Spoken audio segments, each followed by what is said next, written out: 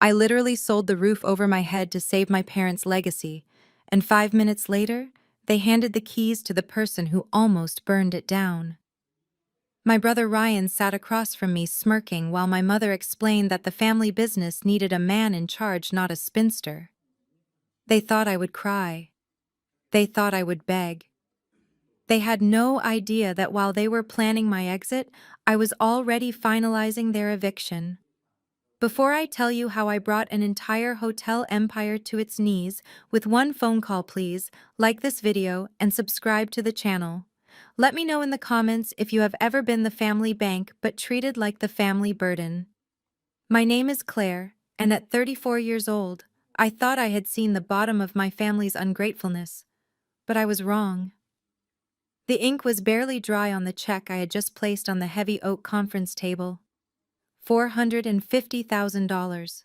That was the price of my freedom, my sanctuary, my downtown Chicago condo with the view of the lake. I had liquidated everything to cover the balloon payment that threatened to foreclose the Ellington Heritage, our family hotel that had stood on Bronzeville, specifically since 1925. My hand trembled slightly, not from fear but from the sheer weight of what I had just sacrificed. My father sat at the head of the table adjusting his silk tie, avoiding my gaze. I expected a thank you, or perhaps a moment of silence for the asset I had just successfully protected. Instead, my father cleared his throat and looked at my younger brother Ryan. Ryan was 29 and had never held a job for longer than 6 months yet. There he sat wearing a suit that cost more than my first car, looking bored. "Well, Claire," my father started, his voice booming in the quiet room, "we appreciate the financial bridge. It was necessary. However, now that the debt is cleared, your mother and I have made a decision about the future leadership of the Ellington." I sat up straighter. I had been running the operations as a consultant for 3 years, fixing the mess Ryan made whenever he tried to help. I assumed this was the moment they would finally make me the official CEO. My mother reached out and patted Ryan's hand. "We feel that the hotel needs a strong male figurehead to really capture the corporate market," she said, her voice dripping with that poisonous sweetness I knew too well. "Ryan has that natural charisma. We are appointing Ryan as the new CEO, effective immediately." The air left my lungs. Ryan, the boy who once used the company credit card to buy a jet ski in Illinois in November. I looked at them, waiting for the punchline. But Ashley, Ryan's wife, was beaming. She leaned forward, her blonde hair falling perfectly over her shoulders.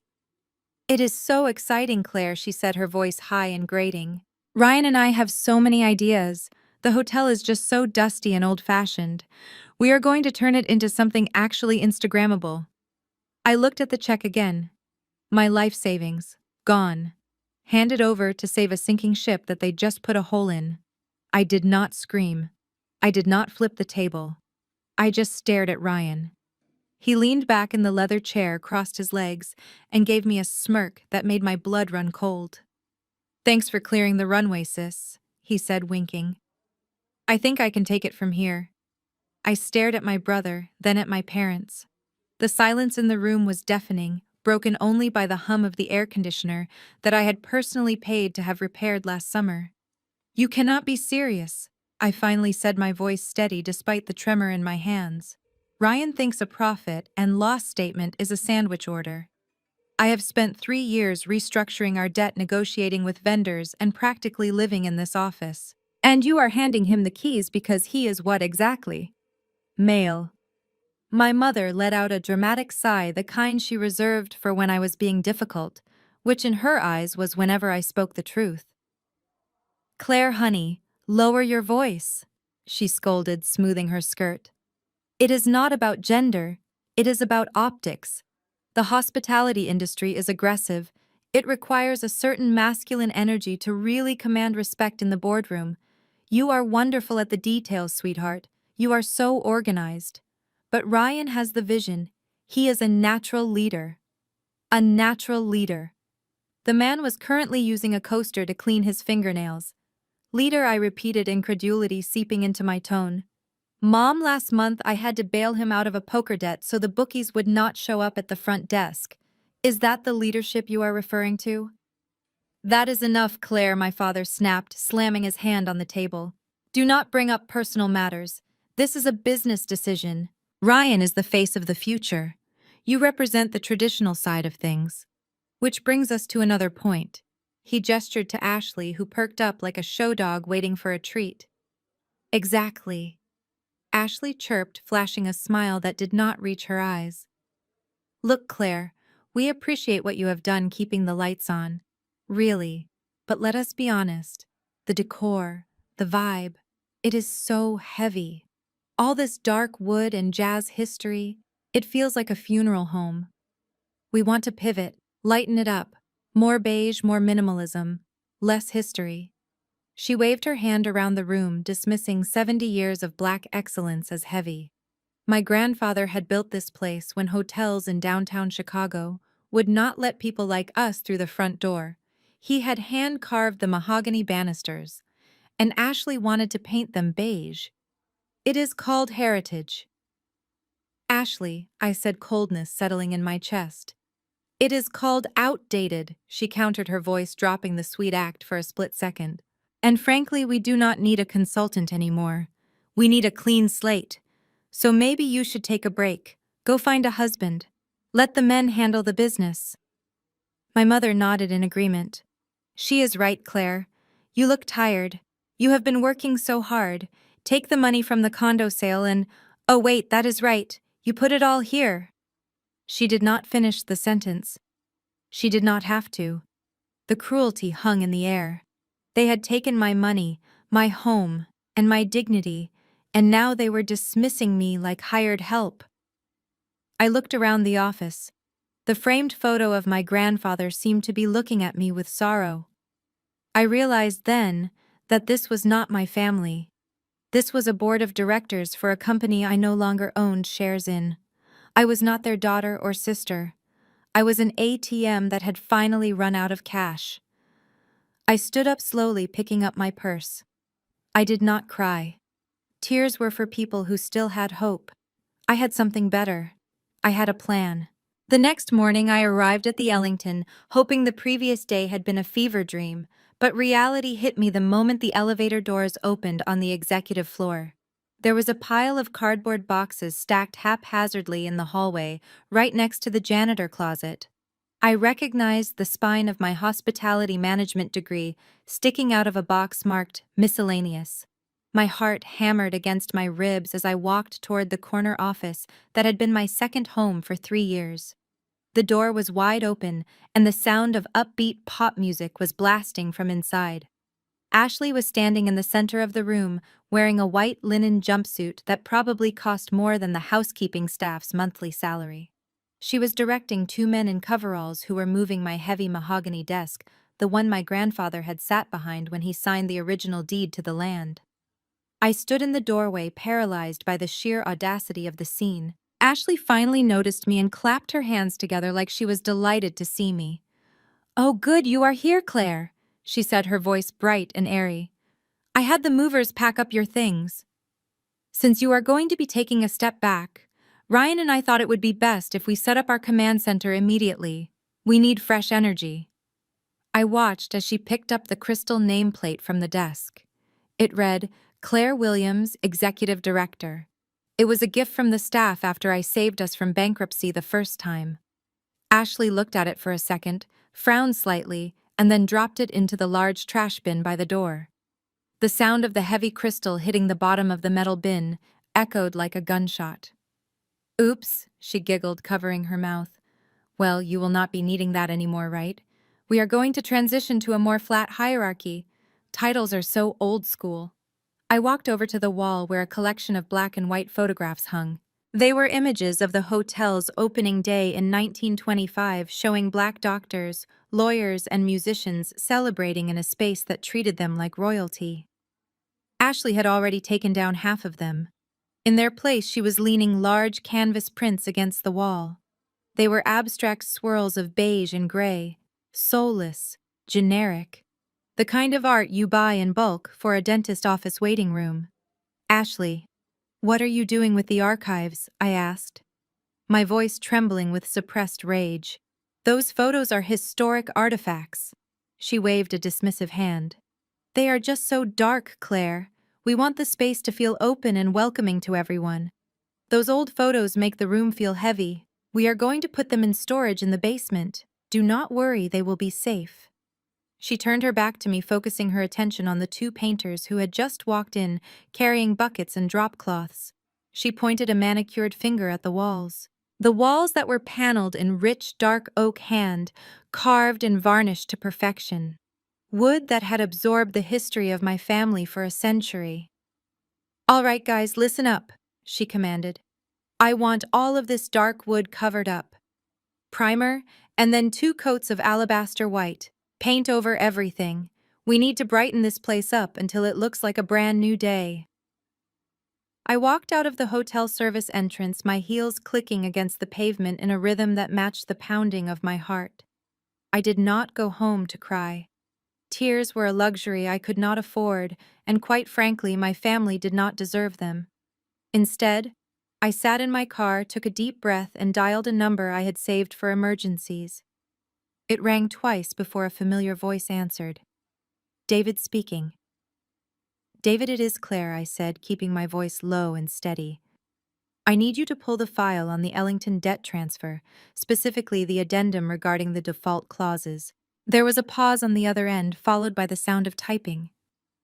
David was not just my lawyer, he was my college roommate, and the only person who knew exactly how much I had sacrificed for my family. "Claire, what happened?" he asked, his tone shifting from professional to concerned. "Did they pay you back?" I laughed, a dry, bitter sound. "No, David, they did not pay me back. They fired me. Well, technically, they replaced me. Ryan is the new CEO, and Ashley is currently painting over the mahogany walls in the lobby. I need to know where I stand. I bought the debt from the bank, so I am the lien holder, correct?" "Correct," David said slowly. "You are the primary creditor. The bank transferred all rights to you when you paid off the loan." "Okay," I said, gripping the steering wheel.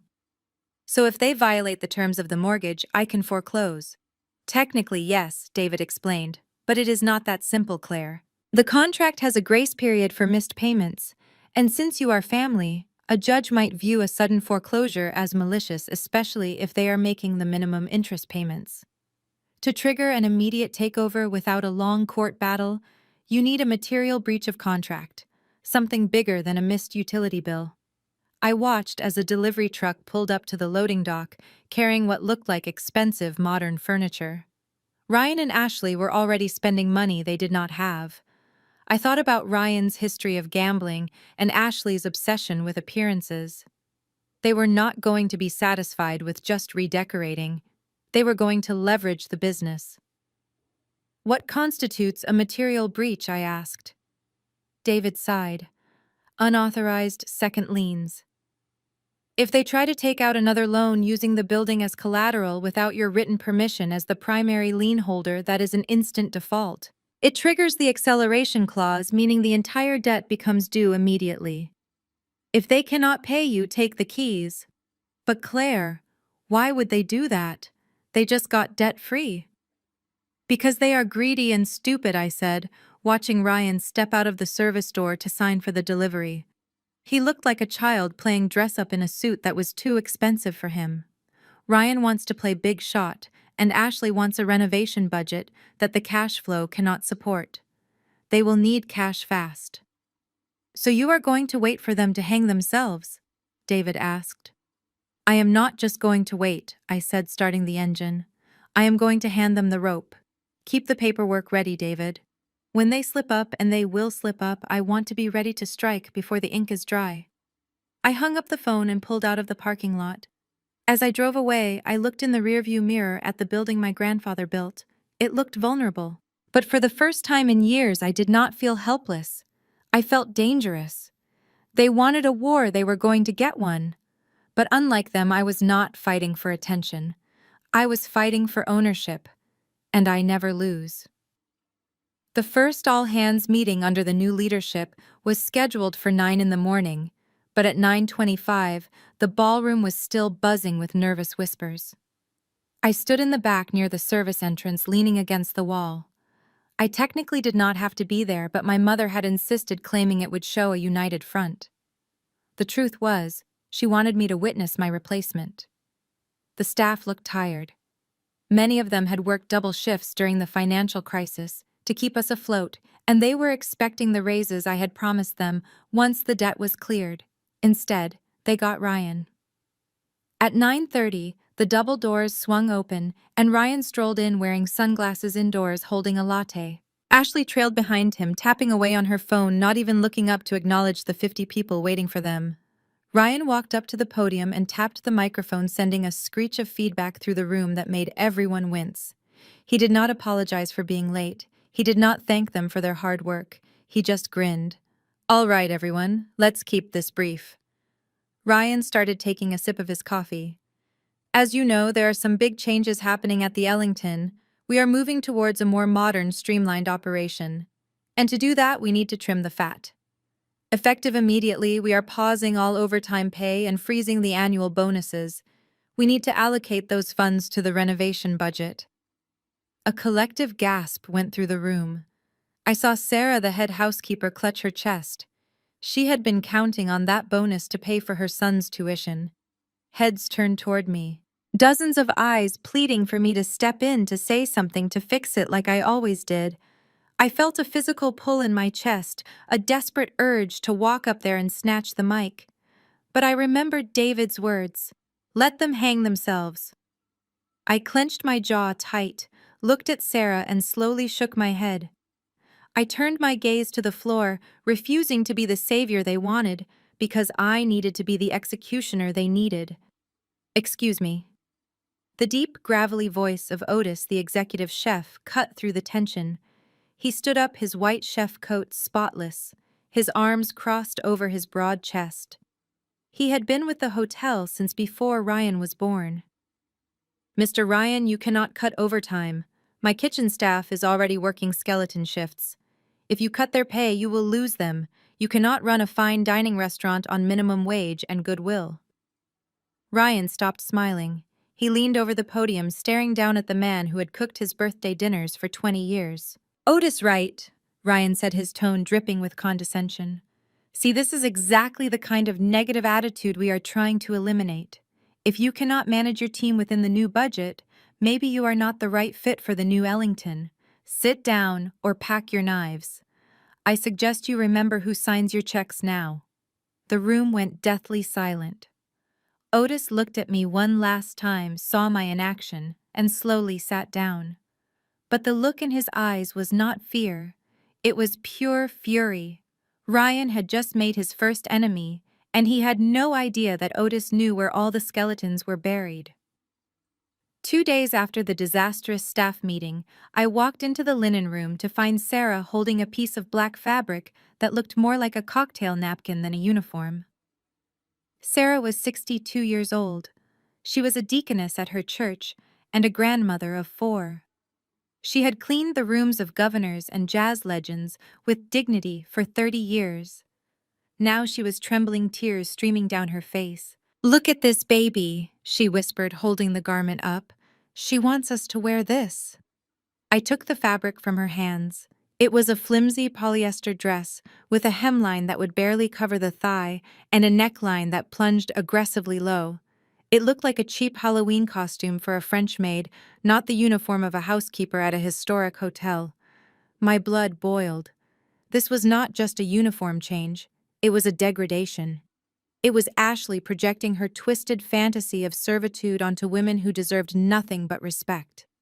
I handed the dress back to Sarah and told her not to put it on. Then I marched straight to the lobby. I found Ashley and my mother standing near the front desk. Ashley was holding a tablet showing my mother mood boards, while my mother nodded enthusiastically like she was looking at the blueprint for a palace, not the destruction of her own legacy. "Ashley," I said, my voice echoing slightly in the empty lobby, "we need to talk about these uniforms. You cannot seriously expect the housekeeping staff to wear these." Ashley looked up annoyed. "Oh my God. Claire, are you still here? What is wrong with them? They are Parisian chic. I saw them at a boutique hotel in Soho. It elevates the brand. It makes the service feel younger and sexier. Sexier, I repeated, incredulity rising in my throat. Sarah is 62. She has arthritis. She bends over to scrub bathtubs and change sheets. That dress is impractical, and frankly, it is insulting. These women are not props for your aesthetic. They are human beings. You are stripping them of their dignity. My mother stepped between us, her face tight. Claire, stop it. You are being dramatic again. Ashley is trying to modernize the guest experience. Just because you prefer everyone to look like they are going to a funeral does not mean the rest of us do. Mom, look at the dress, I insisted, holding up the photo I had snapped on my phone. It is offensive. If Dad saw this, he would flip. Your father loves the new direction, my mother lied, smooth as silk. And honestly, Claire, I think I know what this is really about. She crossed her arms and looked me up and down with a pitying expression. You are jealous. You are jealous because Ashley has a sense of style and flair that you never had. You have always been so rigid, so plain. Now that Ashley is bringing some beauty into this place, you cannot stand it.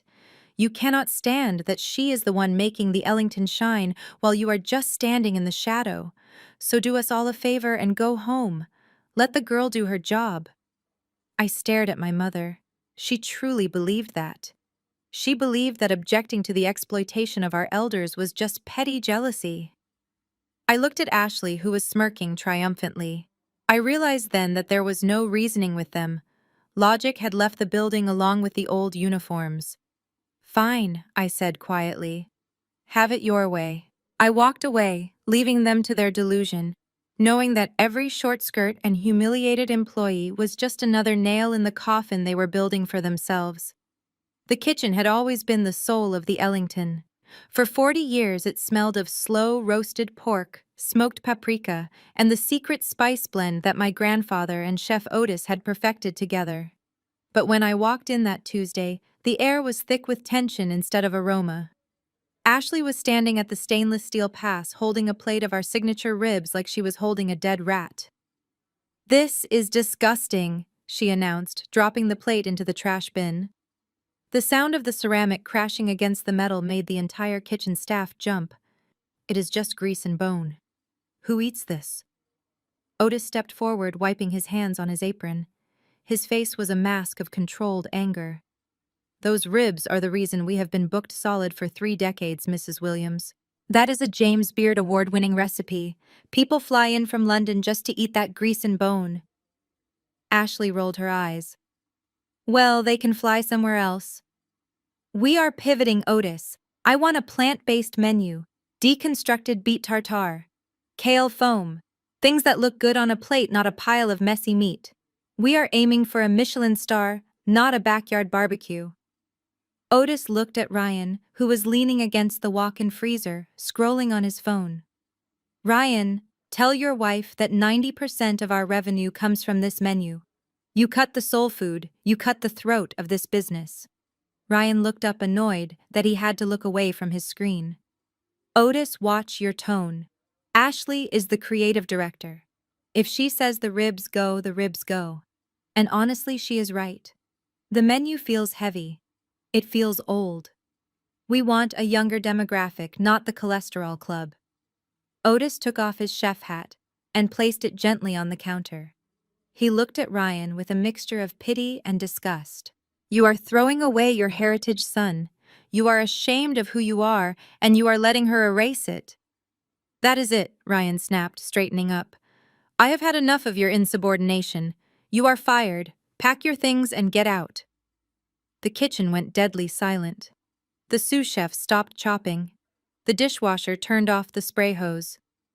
Otis did not argue. He did not beg. He simply untied his apron, folded it neatly, and placed it next to his hat. He walked to his station and began placing his knives into his leather roll one by one. I stood by the door, unable to breathe. Firing Otis was not just a business mistake. It was a death sentence for the hotel culture. As Otis walked toward the exit, carrying the tools of his trade, he stopped in front of me. He looked at Ryan and Ashley, who were already discussing oat milk suppliers, and then he looked at me. His eyes were wet, but his voice was steady as a rock. I am sorry, Claire, he said, placing a hand on my shoulder. I cannot watch them kill this place. I kept the fire burning as long as I could. I watched him walk out the back door into the alley. The kitchen felt colder instantly. I looked at the trash can where the signature ribs lay ruined among the garbage. Otis leaned close to me before he left and whispered the truth that I already knew deep down. This hotel is dead, child. They just do not know it yet.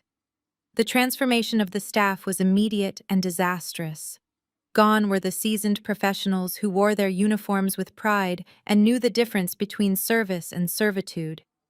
In their place, Ashley had hired what she called brand ambassadors. These were her friends from college or aspiring models she had met at parties. They were undeniably beautiful, young, and stylish, but they had the work ethic of a sloth on vacation. The front desk looked less like a hotel concierge and more like a VIP section at a nightclub where the staff decided if you were cool enough to be acknowledged. I sat in the lobby nursing a coffee and watching the train wreck unfold. Mr. Henderson, a retired judge who had been staying at the Ellington for 15 years, walked up to the desk. He was a man of dignity who expected a certain level of decorum. He waited patiently for 2 minutes while the new receptionist, a girl named Kiki, finished typing a text message. When she finally looked up, she did not smile. She did not say, "Welcome back, Judge Henderson." She popped her gum and said, "Last name." I saw the judge stiffen. "Henderson," he said quietly. "I usually stay in suite 402. Kiki tapped a few keys with long acrylic nails. "Yeah, well, we don't hold specific rooms anymore. First come, first serve. You are in 205. It is by the elevator." "But I always stay in 402, the judge insisted. "It is quiet." Kiki rolled her eyes openly. "Look, sir, do you want the room or not? I have a line." There was no one behind him. Judge Henderson looked at her. Then he looked around the lobby, which had been stripped of its warmth and history. He left his keycard on the counter. "No," he said, his voice shaking slightly. "I do not think I want the room. In fact, I do not think I will be coming back." I watched a $20,000 a year customer walk out the revolving doors forever. My heart ached, but I forced myself to remain seated. I was documenting everything. By the end of the week, the online reviews began to pour in like acid rain. 1 star. The staff was rude and dismissive. 1 star. My room was not ready at 4 p.m. 1 star. The soul of this place is gone. I took a stack of printed reviews into Ryan's office. He was sitting with his feet up on the desk, throwing a tennis ball against the wall that Ashley had just painted white. I dropped the papers on his chest. Read them. "Ryan," I said, "we have lost 3 corporate accounts and 5 VIP regulars in 4 days. The new staff is chasing people away." Ryan picked up a review, glanced at it, and laughed. He crumpled the paper and tossed it toward the trash can, missing it completely. "You worry too much, Claire. These complaints are from dinosaurs. Look at who wrote this. A 60-year-old man, a woman from Ohio. These are not our target demographic anymore. We want young, rich influencers. If these old people do not get the vibe, that is their problem, not ours. They just do not have the class to appreciate what we are doing." He picked up his tennis ball and threw it again, leaving the crumpled evidence of his failure lying on the floor. The numbers never lie, even when family does.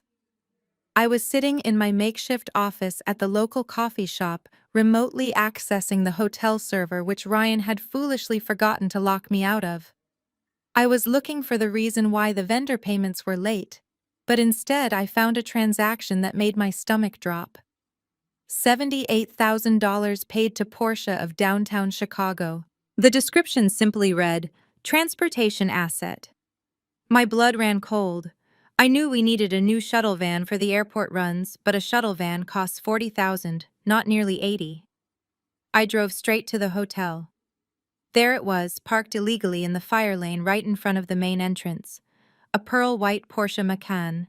It gleamed under the afternoon sun, a stark contrast to the peeling paint of the hotel facade that Ryan claimed we could not afford to fix.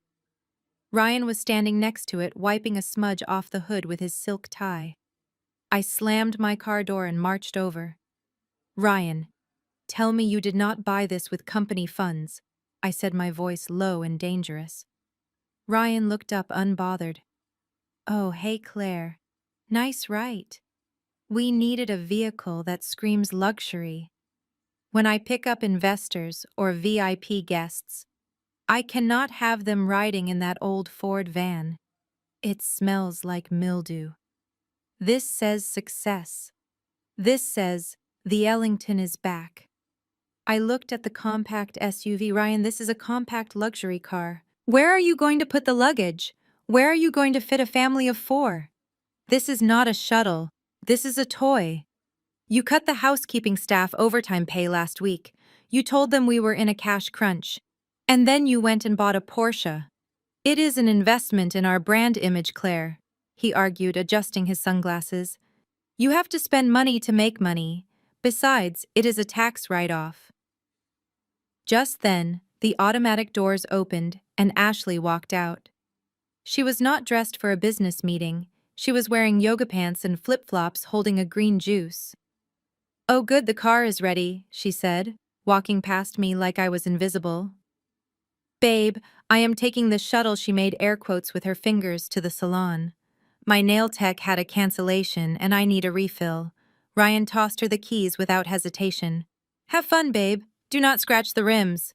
I watched in disbelief as she hopped into the driver's seat, adjusted the mirror to check her lipstick, and peeled out of the driveway, leaving skid marks on the pavement. I looked at Ryan. So the VIP guest is your wife going to get a manicure? Ryan shrugged. She is the creative director. She needs to look the part. You are just being petty because you are still driving that Honda. I did not argue further. I did not scream about fiduciary duty or moral bankruptcy.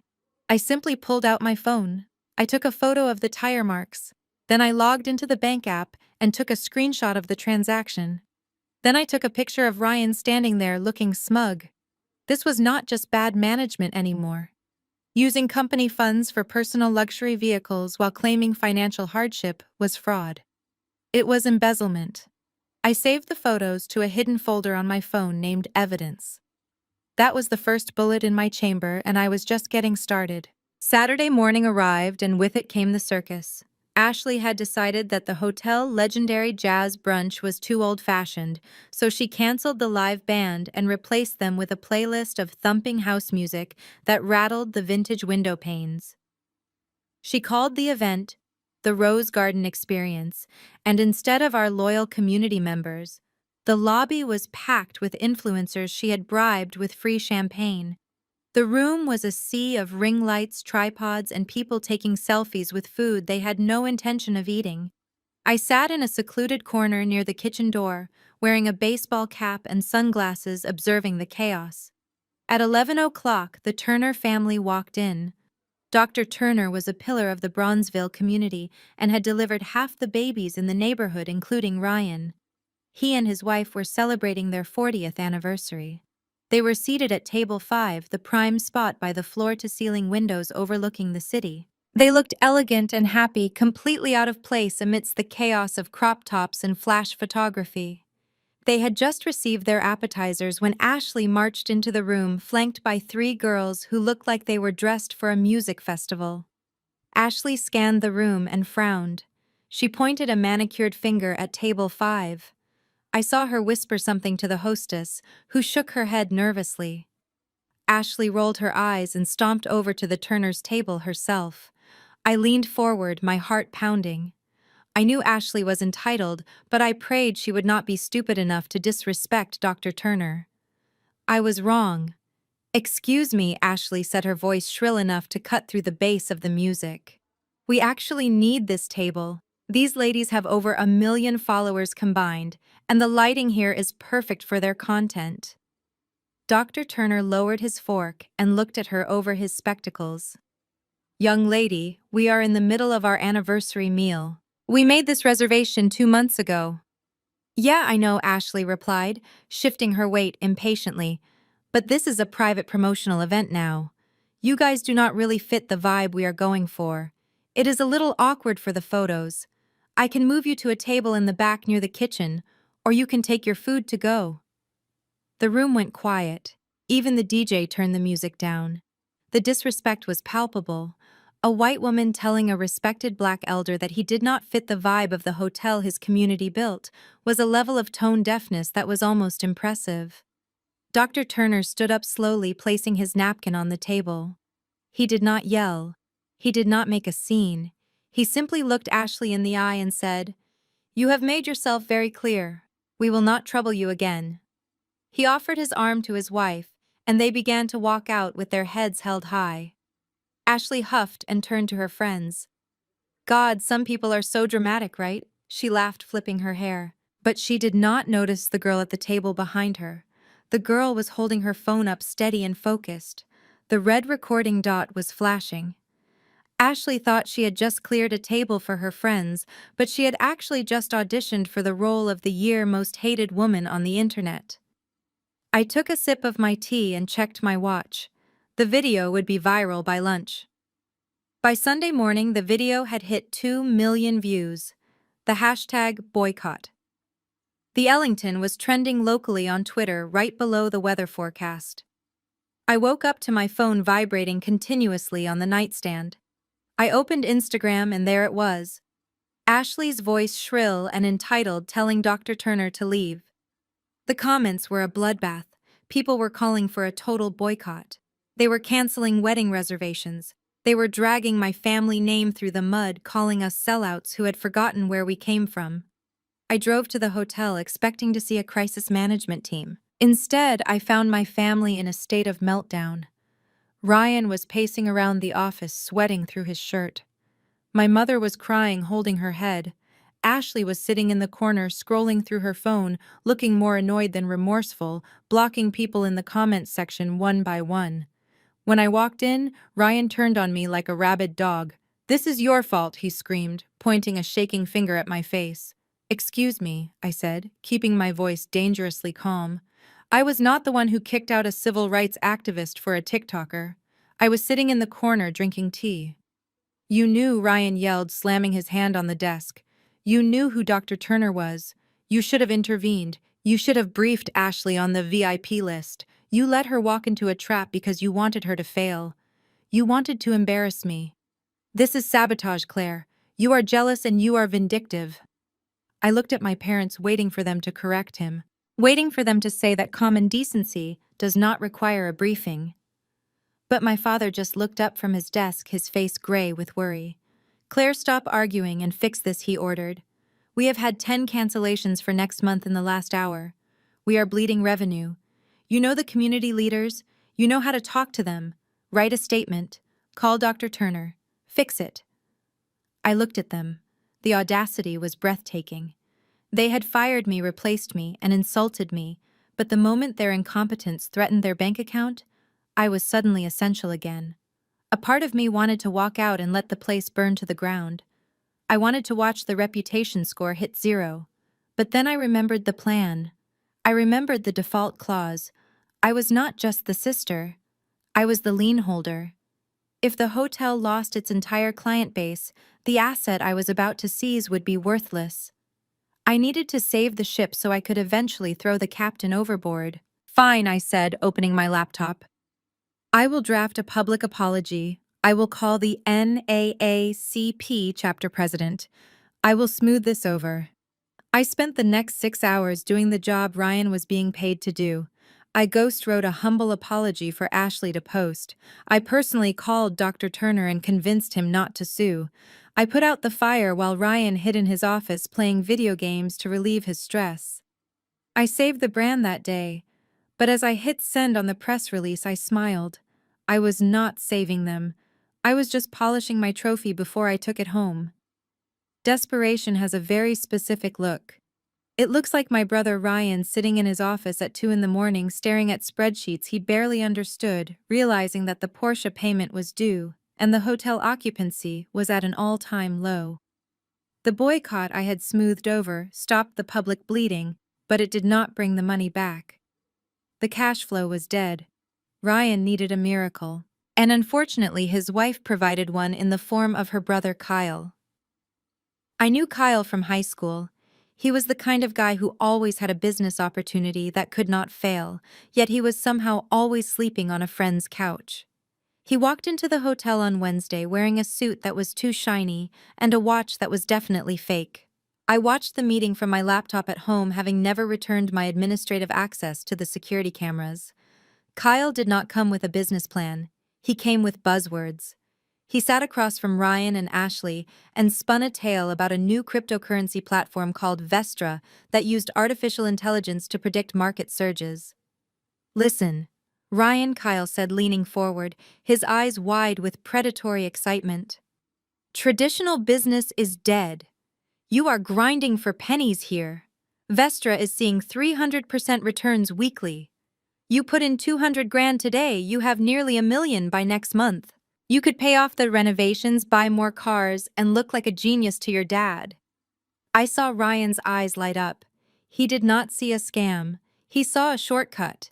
He saw a way to prove that he was smarter than me without actually doing any work. "But we do not have 200 grand liquid," Ryan said, deflating slightly. "The operating account is tapped out." Kyle smiled, the kind of smile a wolf gives a sheep. "You have equity, Ryan. This building is worth millions. You are sitting on a gold mine. Just leverage a tiny piece of it. A short-term bridge loan. You get the cash, dump it in crypto, double it, and pay back the loan before the bank even sends the first statement. It is literally free money." I held my breath watching the screen. The deed to the hotel was clear of debt because I had paid it off. But Ryan had the power of attorney as CEO. He could legally encumber the property, but he had to know it was suicide. Ryan looked at Ashley. She nodded encouragingly. "Do it, babe," she urged. "Imagine Claire's face when we make $1 million in a month." Ryan pulled a folder out of his desk. It was a loan application from a predatory lender, the kind with high interest rates and brutal terms. He did not call our family lawyer. He did not call our accountant. He simply picked up a pen. I watched in high definition as my brother signed his name on the dotted line, using the hotel as collateral for a gambling addiction disguised as an investment. He had just violated the negative pledge clause in my debt agreement. He had just handed me the smoking gun. He signed the paper, shook Kyle's hand, and leaned back looking like a king. He had no idea he had just signed his own death warrant.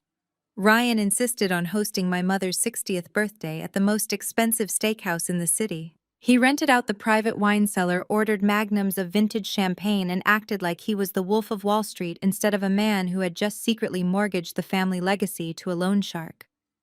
I sat at the end of the long table watching him pour wine with a shaking hand. He was high on the adrenaline of fast cash. The loan money had hit the account that morning, and instead of investing it or paying bills, he was burning it to buy affection. When it was time for gifts, I stood up first. I had spent weeks researching the best geriatric care in the country. I handed my mother a thick cream envelope tied with a silk ribbon. She opened it, expecting a spa voucher or perhaps a check. Instead, she pulled out a brochure for the Cleveland Clinic Executive Health Program. "What is this?" she asked, holding it by the corner like it was a used tissue. "It is a comprehensive health audit, Mom," I explained, ignoring Ashley's snicker. "Full cardiac screening, genetic testing, and a 3-day stay in their VIP suite. You have been complaining about your heart palpitations, and this is the best preventative care money can buy."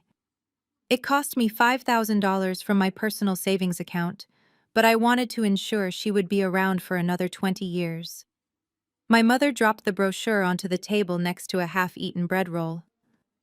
"Oh, how festive. Nothing says happy birthday like a colonoscopy. Thank you, Claire, for reminding me that I am old and decaying." She turned away from me, dismissing my gesture entirely. Then it was Ryan's turn. He stood up, grinning from ear to ear, and signaled for Ashley. She walked over carrying a bright orange box that every woman in the room recognized instantly. An Hermes Birkin, specifically a size 30 in gold Togo leather. Market price on the resale market was easily $25,000. My mother gasped, covering her mouth with her hands. Tears actually sprang to her eyes. She untied the ribbon with trembling fingers and lifted the bag out like it was the Holy Grail. "Oh, Ryan," she sobbed, clutching the leather to her chest. "Oh, my beautiful boy, this is this is too much. You should not have." "I wanted to spoil you, Mom," Ryan said, kissing her cheek. "You deserve the best. And now that business is booming, I want you to look like the matriarch you are." My father stood up and raised his glass. To Ryan, he toasted, his face beaming with pride. A son who knows how to treat his mother. A true provider. I looked at the bag. Then I looked at the brochure for the heart scan lying in the breadcrumbs. The irony was suffocating. My gift was paid for with honest, hard-earned money, meant to save her life. Ryan's gift was bought with stolen equity, meant to destroy her future. But as my mother paraded the bag around the table, showing it off to her friends, she did not care about the source. She hugged the bag tighter than she had ever hugged me. "Ryan is the most filial child I could ask for," she announced loud enough for the waiters to hear. "He is the only one who truly appreciates me." I took a sip of my water to wash down the bile in my throat. "Enjoy the bag, Mom," I thought. "It is going to be the most expensive accessory you ever own because it just cost you your hotel." The waitstaff began clearing the main course plates, replacing them with dessert menus, but the interrogation was just beginning. Aunt Sheila, who had never run a business in her life, but had an opinion on everything, leaned across the floral centerpiece. "So, Claire," she said loud enough for the entire table to hear, "I heard the news. It must be hard stepping down after all that work. Are you okay?" Before I could answer, my father cleared his throat. He sat up straighter, adjusting his suit jacket like he was about to address a shareholders' meeting. "Claire is fine, Sheila," he announced, his voice booming with unearned authority. "She is not stepping down exactly. Think of it as a correction." Claire was great at holding the fort during the crisis. But Ryan is the pillar. He is the architect of the future. Claire is just helping out in the background now. Support staff, really. Support staff. The words hit me like a physical slap. I was the one who negotiated the vendor contracts. I was the one who secured the liquor license. I was the one who saved the building from foreclosure 6 months ago. But to him, I was just the help. Ryan nodded, swirling his cognac, attempting to look statesmanlike. "Yeah, it was a lot of pressure for Claire. I'm just glad I can take the weight off her shoulders. I want her to relax." Ashley chimed in, peeling a grape with her manicured fingers. "Exactly. And honestly, at Claire's age, 34 is it? It is really hard to keep up with the hospitality trends. It is a young person's game now. It is probably better she takes a back seat. It is so hard for women to find new careers in their mid-30s anyway. You do not want to look desperate." The table laughed. A polite ripple of amusement at my expense. My mother patted my arm, but her eyes were cold. "Listen to your brother Claire. He is doing this for you. You should be grateful you do not have to worry about money anymore." I looked around the table at the smiling faces of my family. They were eating steak and drinking vintage wine paid for by a loan that violated every covenant of the mortgage I held. They were celebrating their own demise and mocking the only person who could save them. I felt the stem of my wine glass flex under my grip. I squeezed it so hard my knuckles turned white. I imagined shattering it right there, letting the red wine stain the white tablecloth like a crime scene. But I did not. I took a slow, deliberate sip. Let them laugh, I thought. Let them call me old. Let them call me support staff. Because when the gavel drops and I take everything they have, they will realize that the support staff owns the building. Just you wait. The envelope looked innocent enough, just a standard white rectangle mixed in with my utility bills and junk mail. But the return address was for a private equity firm I did not recognize, and it was addressed to the Ellington Heritage, LLC, care of Claire Williams. I frowned. I had resigned as the registered agent weeks ago, but clearly Ryan had been too busy test driving his Porsche to file the paperwork with the state. I tore it open standing in my kitchen, and as I read the first paragraph, the world seemed to stop spinning. It was a notice of default and intent to foreclose. But not from the bank I had paid off. This was from High Yield Capital Partners regarding a secured bridge loan of $200,000. My eyes scanned the document rapidly. The loan had been originated 30 days ago. The first payment was missed. The collateral listed was the hotel property. I sat down heavily on my kitchen stool. Ryan had not just borrowed money, he had borrowed money from sharks and then ghosted them. But where did the money go? $200,000 does not just vanish in a month, even with Ashley's spending habits. I remembered Kyle's visit, the cryptocurrency, Vestra. I opened my laptop and typed Vestra coin into the search bar. The results were a sea of red. Rug pull, scam, founders flee with millions. The value of the coin had plummeted to zero 3 days ago. I looked back at the default notice. Ryan had leveraged our family legacy to buy magic beans, and the beanstalk had just collapsed, crushing him underneath. A cold calm washed over me. This was it. This was the material breach David had told me to wait for. By taking out a second lien on the property without my consent, as the primary lien holder, Ryan had violated the negative pledge clause of the original mortgage deed. He had technically defaulted on my loan the moment he signed his name for their loan. I picked up the phone and called David. I did not even say hello. I got him, I said, my voice flat and hard. He took out a second mortgage, 200 grand, and he lost it all in a crypto scam. There was a long silence on the other end. Then I heard the sound of papers rustling. Send me a picture of the notice, David said.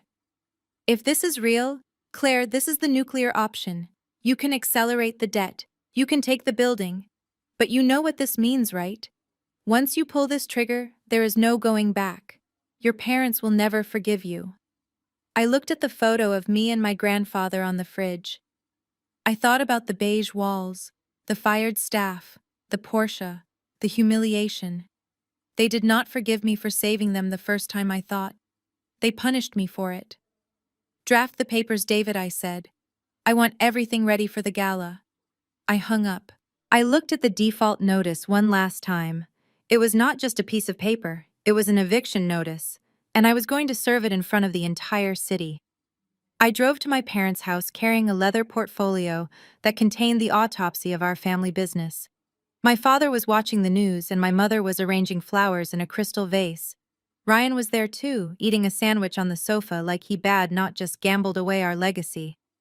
I turned off the television. We need to talk, I said, my voice slicing through the domestic tranquility.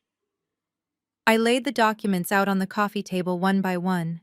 The notice of default, the bank transfer to the fraudulent crypto exchange, the picture of the Porsche parked in the fire lane. Ryan stopped chewing. His eyes darted from the papers to my face, and I saw the panic set in. What is this, Claire? My father asked, reaching for his reading glasses. It is the end, Dad, I said, brutally honest. Ryan took out a secured loan against the hotel for $200,000 without my consent. He sent every penny of it to a scam cryptocurrency platform that collapsed 3 days ago. The money is gone. And because he missed the first payment, the lender is foreclosing.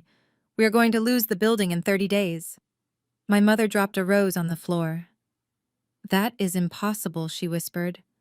Ryan told us profits were up. He bought me a Birkin bag. He bought that bag with stolen money, Mom, I snapped. He embezzled funds, he committed fraud, and now he has breached the mortgage contract I hold.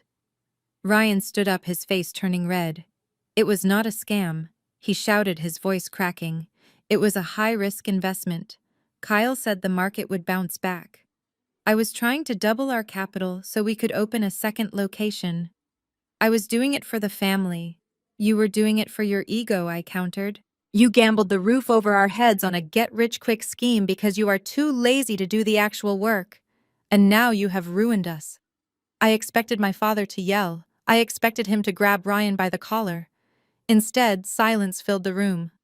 Ryan looked at our parents and saw the disappointment forming in their eyes. He knew he had no defense, so he pulled the ripcord on his emergency parachute. Emotional manipulation.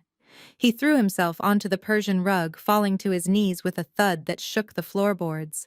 He buried his face in his hands and began to sob, loud theatrical sobs that sounded more like a toddler having a tantrum than a grown man.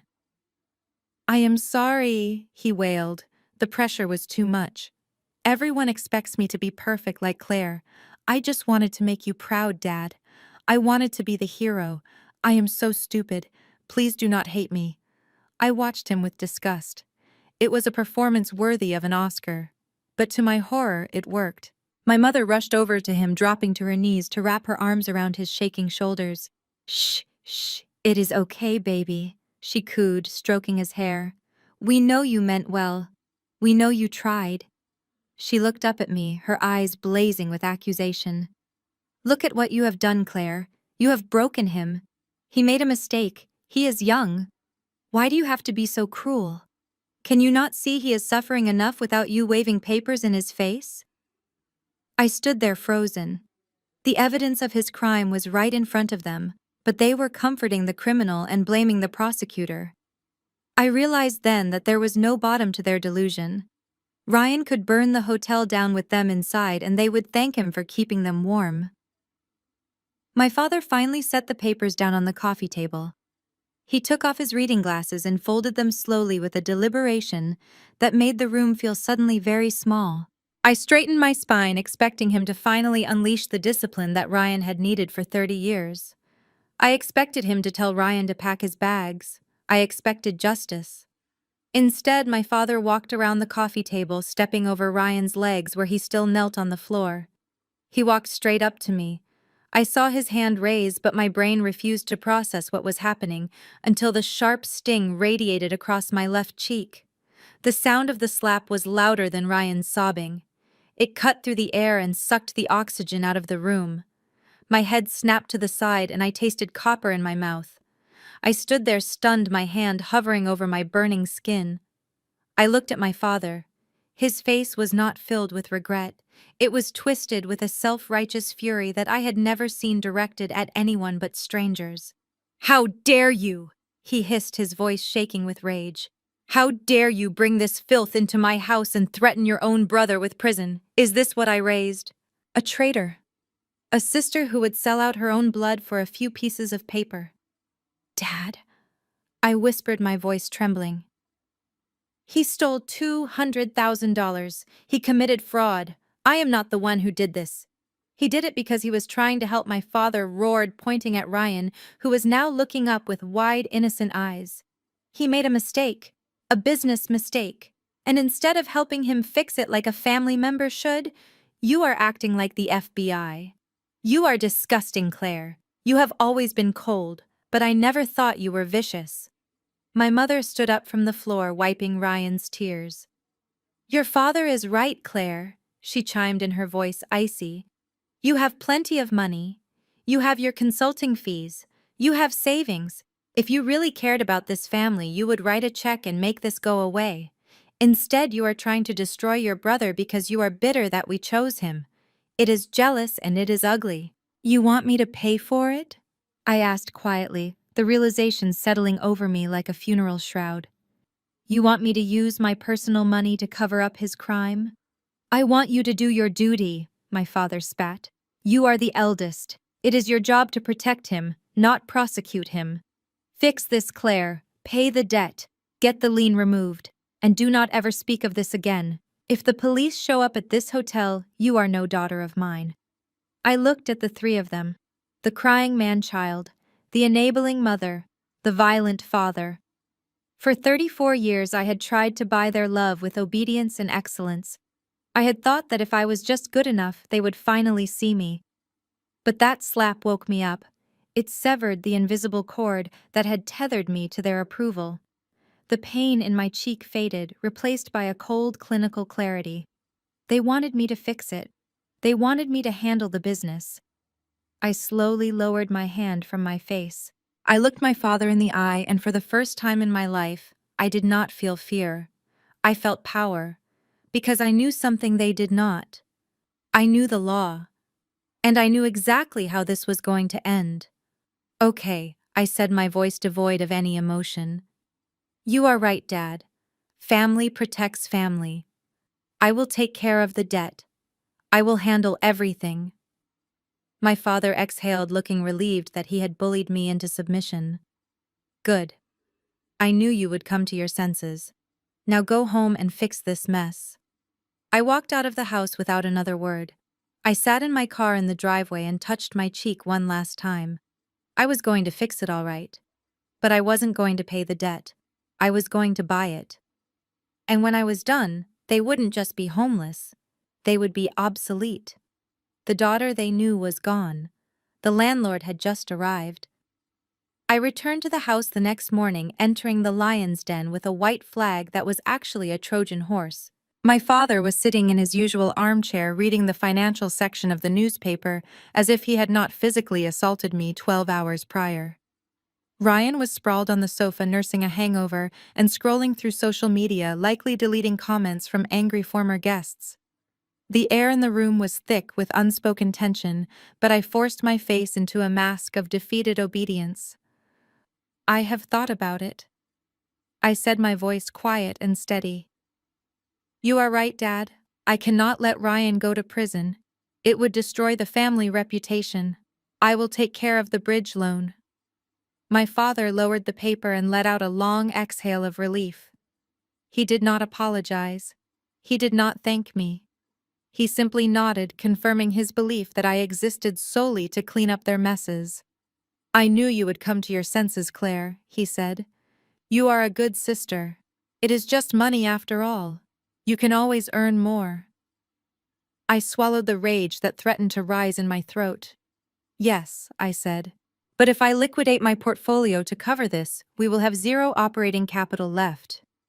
We need a massive injection of cash immediately, or the hotel will fail next month anyway. That is why I have a condition. Ryan looked up, suspicion narrowing his eyes. What condition? I need full operational control of the Centennial Gala, I stated firmly. No interference from Ashley. No input from you. I have a list of conservative investors coming, and they will not write checks for a party with neon lights and techno music. I need to run this event my way to secure the funding we need to pay me back. Ashley walked into the room at that moment holding a hideous neon pink table runner. Excuse me, she snapped. The gala is my project. I have already hired a DJ from Miami. Ryan looked at his wife, then at me. He looked at the mountain of paperwork on the desk that represented the planning required for the event. He was lazy and he was scared. Babe, listen to her, he said, waving his hand dismissively. Do you really want to spend the next week arguing with caterers and florists? Let Claire handle the grunt work. We can just show up, look hot on the red carpet, and take the credit for the fundraising. Ashley pouted, looking between us. Fine, she huffed, dropping the pink fabric on the floor. But I am not wearing a uniform. I want a spotlight entrance. You will get your spotlight, Ashley, I promised her, my voice dripping with hidden meaning. You will be the center of attention. My father nodded, satisfied. It is settled then. Claire pays the debt and runs the party. Ryan and Ashley represent the face of the company. Now let us have breakfast. We are a family again. I walked out of the house 20 minutes later with the mandate I needed. They thought I was their savior. They had no idea I was their executioner. I sat in my car and connected my phone to the Bluetooth, dialing a number I knew by heart. Otis picked up on the second ring. Hello. Otis, it is Claire. I said, my tone sharp and commanding. Stop enjoying your retirement. I need you. Claire. He grunted. Unless you are telling me that boy has been fired, I am not interested. Better, I said, starting the engine. I just got control of the gala. I need you to call Sarah Marcus and the entire old crew. Meet me at the warehouse in an hour. What are we doing, Claire? Otis asked, a hint of excitement creeping into his voice. We are not just throwing a party, Otis, I said, looking at the hotel in the rearview mirror one last time. We are staging a coup. Tell the team to bring their uniforms. The real Ellington is coming back for one night only. And after that, everything changes. The planning meeting for the Centennial Gala took place in the main boardroom, but it felt more like a backstage pass to a bad rave. Ashley had covered the historic oak conference table with mood boards that were so bright they actually hurt my eyes. There were swatches of neon pink and electric lime green fabric. There were photos of laser light shows and fog machines. And right in the center was a picture of a heavy metal cover band called the Sledgehammers. Ashley stood at the head of the table holding a laser pointer. "Okay, guys, listen up," she said with the manic energy of someone who had consumed too much caffeine and not enough reality. "The theme is no longer a century of excellence. That is boring. That is dusty. The new theme is the Ellington Electric. We are not looking back. We are looking forward." She clicked the remote, and a slide appeared showing the hotel lobby bathed in ultraviolet light. "I want to cover the chandeliers in neon tubing. We are going to replace the floral centerpieces with glow-in-the-dark sculptures. And the music, no more jazz. Jazz is for elevators. I have booked the Sledgehammers. They are this incredible rock fusion band. They are loud, they are aggressive, and they scream energy." Ryan shifted uncomfortably in his chair. He looked at the photo of the band members who were covered in tattoos and wearing torn leather. "Babe, are you sure about the band?" he asked hesitantly. "The guest list is mostly potential investors and local politicians. Most of them are over 60. Do you think they will like heavy metal?" Ashley rolled her eyes so hard I thought they might get stuck. "Ryan, stop thinking small. This is about disruption. We want to shock them. We want to show them that the Ellington is not your grandfather's hotel anymore. If we play safe, we are invisible. If we play loud, we are legendary." She turned to me, her eyes narrowing slightly, waiting for me to launch into a lecture about tradition and decorum. "So Claire, what do you think? Or is this too cutting edge for you?" I looked at the mood board. I imagined the terrified faces of the conservative bankers and the city council members as they were assaulted by strobe lights and guitar solos. I imagined the donors clutching their pearls and closing their checkbooks. It was not just a bad idea. It was a catastrophe. It was the final nail in the coffin that I needed them to build. I smiled, a wide, genuine smile that seemed to confuse Ashley. "Ashley," I said, leaning forward, "I have to admit, when you first started talking, I was skeptical. But looking at this vision, I get it now. You are absolutely right. The Ellington has been stuck in the past for too long. A jazz quartet is predictable. But this is a statement." Ryan's jaw dropped. "You really think so, Claire?" "Absolutely," I lied smoothly. "It is bold, it is daring. It tells the world that the new management is not afraid to break the rules. If you want to make a splash, you cannot dip your toe in. You have to do a cannonball. I think you should go with the neon. And definitely book the band. In fact, book the most expensive lighting package they have. Make sure they can hear the music 3 blocks away." Ashley beamed, preening under the validation. "See, Ryan, even Claire gets it. It is going to be epic." I watched them high-five each other, celebrating their brilliance. I pulled the contract for the band toward me and signed off on the deposit, using the remaining scraps of the operating budget. Go ahead, I thought. Turn the lights up. Turn the music up. Make it as loud as possible. I want everyone to witness the crash. The days leading up to the gala were a masterclass in delusion. While I was coordinating with the kitchen staff to ensure the menu was perfect, and managing the lighting crews that Ashley had overpaid, my brother was busy measuring himself for a tuxedo. He had decided that a standard black tie was not good enough for a CEO of his caliber, so he commissioned a custom velvet dinner jacket in a deep midnight blue. He spent hours in front of the mirror, practicing his winning smile, and exactly 0 hours looking at the company financials. I walked into his office 3 days before the event holding a leather binder. "Ryan," I said, placing it on his desk, "I took the liberty of drafting your keynote speech. It touches on the history of the Hotel Honor's grandfather's legacy and outlines a vague but optimistic future. You need to memorize this. There are going to be potential investors in the room, and they want stability, not improv." Ryan looked at the binder like it was a contagious disease. He laughed, waving his hand dismissively. Claire, relax. I do not need a script. I am a natural. People do not want to hear some stiff corporate speech. They want passion. They want to hear from the visionary. I am just going to go up there and speak from the heart. I am going to wing it. I stared at him. You are going to wing a speech at the most important fundraising event in our history. Ryan, you have not read a balance sheet in months. What are you going to talk about? I am going to talk about growth, Ryan said, leaning back in his chair. I am going to tell them about the massive capital injection we are about to receive. I am going to tell them that the Ellington is going global. I felt a chill run down my spine. He was actually going to stand on stage and lie about money he did not have. He was going to commit securities fraud in front of a live audience. Okay, Ryan, I said, picking up the binder. It is your show. Break a leg. I walked out of his office and went straight to the server room.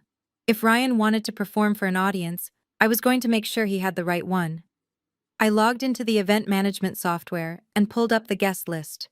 Ashley had filled it with her friends' local socialites and a few C-list celebrities she hoped would post about the party. It was a list of people who could not help us financially, but would certainly enjoy the free champagne. I cracked my knuckles and began to edit. Select all. Delete. I opened my private database. I started adding names. First, I added Mr. Sterling, the loan officer from the high-interest capital firm that held the defaulted note. Then I added the regional director of the IRS, who I knew was investigating the hotel for payroll tax irregularities that Ryan had ignored. I added the health inspector, who had flagged the kitchen violations caused by the new staff. I invited every single creditor, vendor, and regulatory body that Ryan had stiffed or ignored in the last 6 months. I hit send on the digital invitations, marking them as VIP access. Ryan thought he was going to be speaking to a room full of admirers. He had no idea that I had just turned the ballroom into a courtroom. When he walked onto that stage, he would be staring directly into the eyes of the people coming to repossess his life. The warehouse on the south side of the city was dusty and smelled faintly of old timber, but to me it looked like a war room. When I walked in, 50 faces turned to look at me. It was the heart and soul of the Ellington. Otis was sharpening his knives on a whetstone. Sarah was organizing her housekeeping team. Marcus, the head concierge, who had a memory like a steel trap, was checking his watch. They had all been fired or marginalized by Ryan and Ashley, but they had shown up for me. I stood on a crate so they could all see me. I did not waste time with motivational speeches. I pulled a stack of crisp, white envelopes from my bag. Inside each one was an employment contract. I am not asking you to come back and work for the Ellington. I announced, my voice echoing off the metal rafters. Because as of right now, the Ellington is a sinking ship. I am asking you to work for me, my new company, Phoenix Hospitality Group. I am offering you 20% above your old salaries, full benefits, and a signing bonus. A murmur went through the crowd. Sarah stepped forward, clutching her envelope. But Claire, she asked, confusion furrowing her brow. If we are working for you, why are we going back to the hotel? Ryan will just fire us again. I smiled. No, he won't. Because for the next 48 hours, you are undercover agents. You are going to go back in there and you are going to execute the most flawless service this city has ever seen. You are going to let Ashley scream at you about napkins. You are going to let Ryan boss you around. You are going to say yes, sir, and yes, ma'am. But you do not answer to them. You answer to me. And when the clock strikes midnight at the gala, we are taking the building back. Otis looked at the contract, then at me. He uncapped his pen and signed with a flourish. I am in, he rumbled. Let us cook. One by one they signed. It was a beautiful mutiny. When we returned to the hotel, the shift in the atmosphere was palpable. The staff moved with a new purpose. They were not downtrodden employees anymore. They were stakeholders in a revolution. Ryan noticed the difference, but being Ryan, he completely misinterpreted it.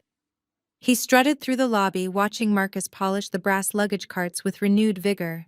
He saw Sarah organizing the linen closet with military precision. He walked into the office where I was working and smirked. "See Claire?"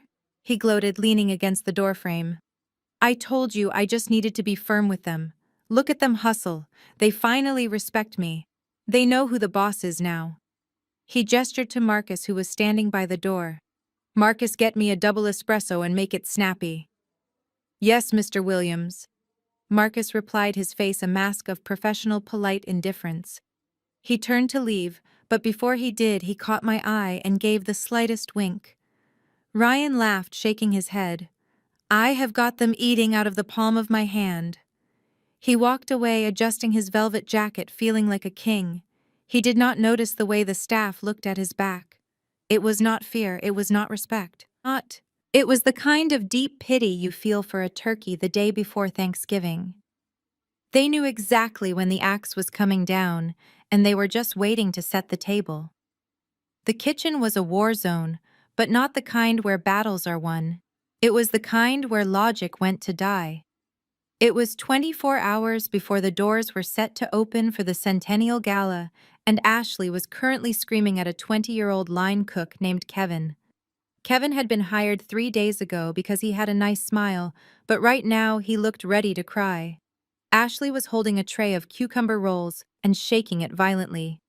"I said vegan sushi!" She shrieked, her voice bouncing off the stainless steel appliances. "This is just vegetables wrapped in rice. I want it to look like tuna.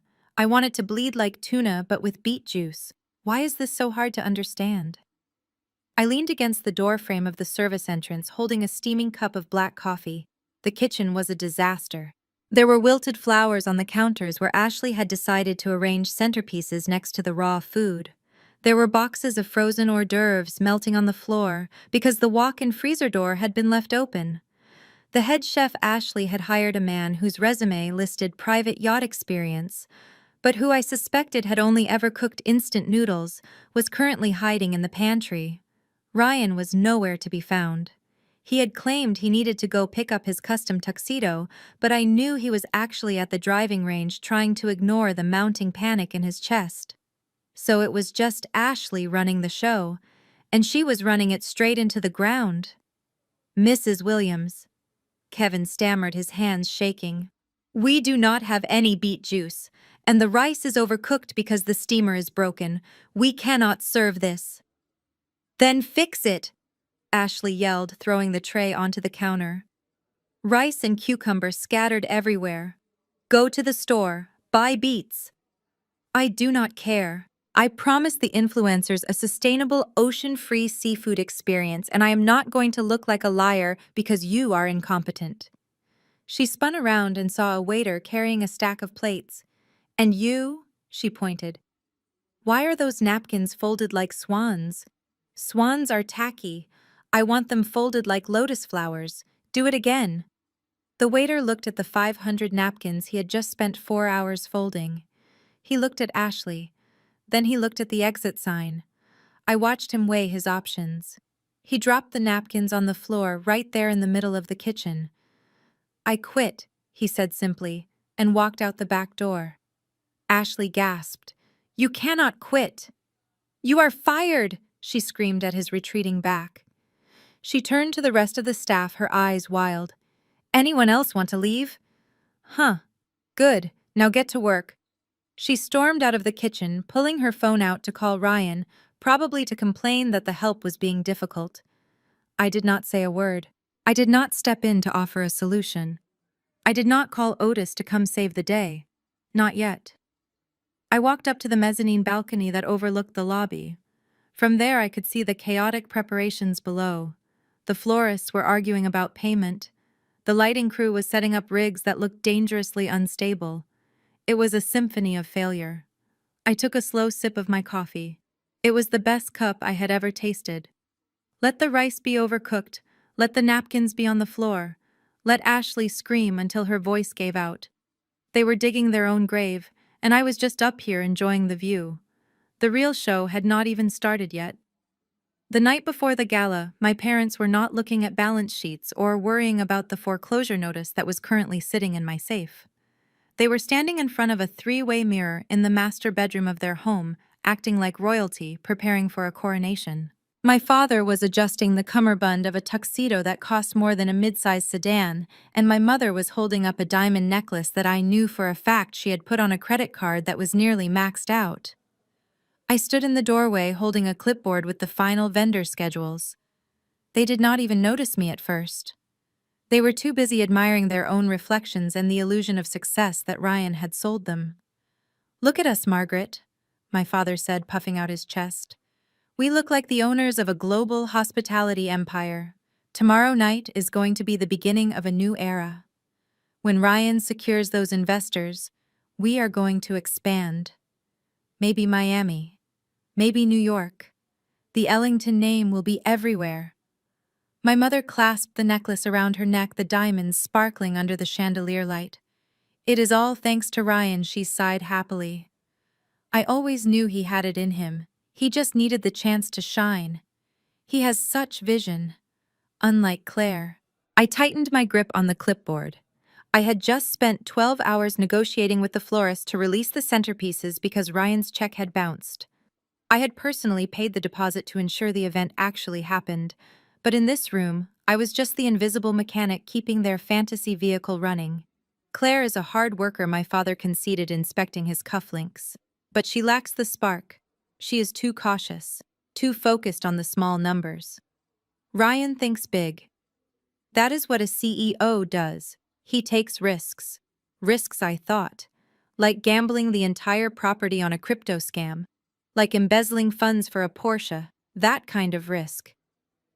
My mother turned to look at me in the mirror, her expression shifting from pride to critical assessment.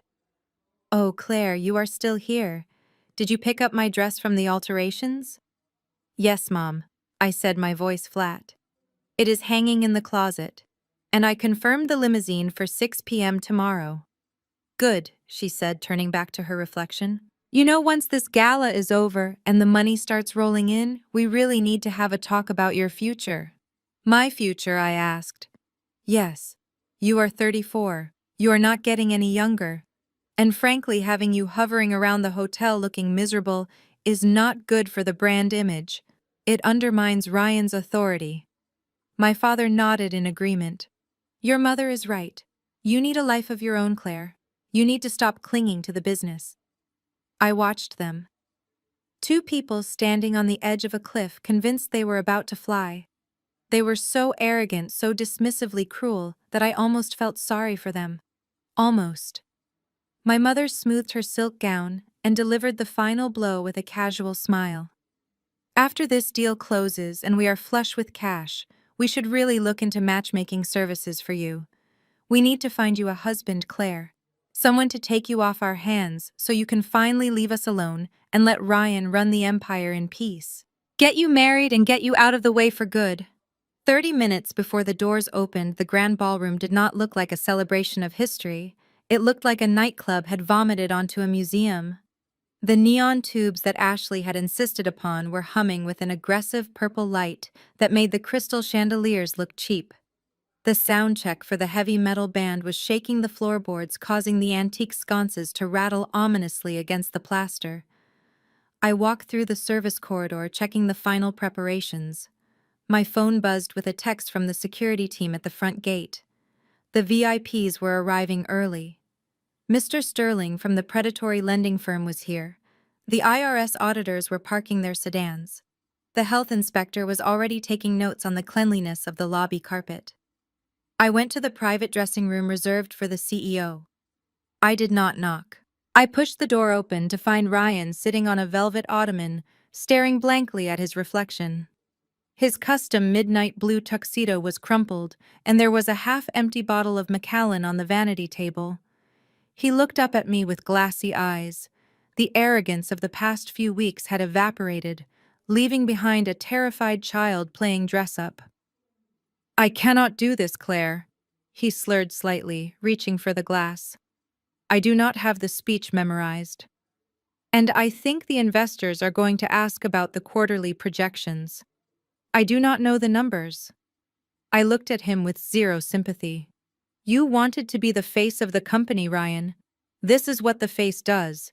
You go out there, you smile, and you sell the dream. Fix your tie. You are on in 20 minutes. I left him drowning in his own anxiety and walked out to the main foyer.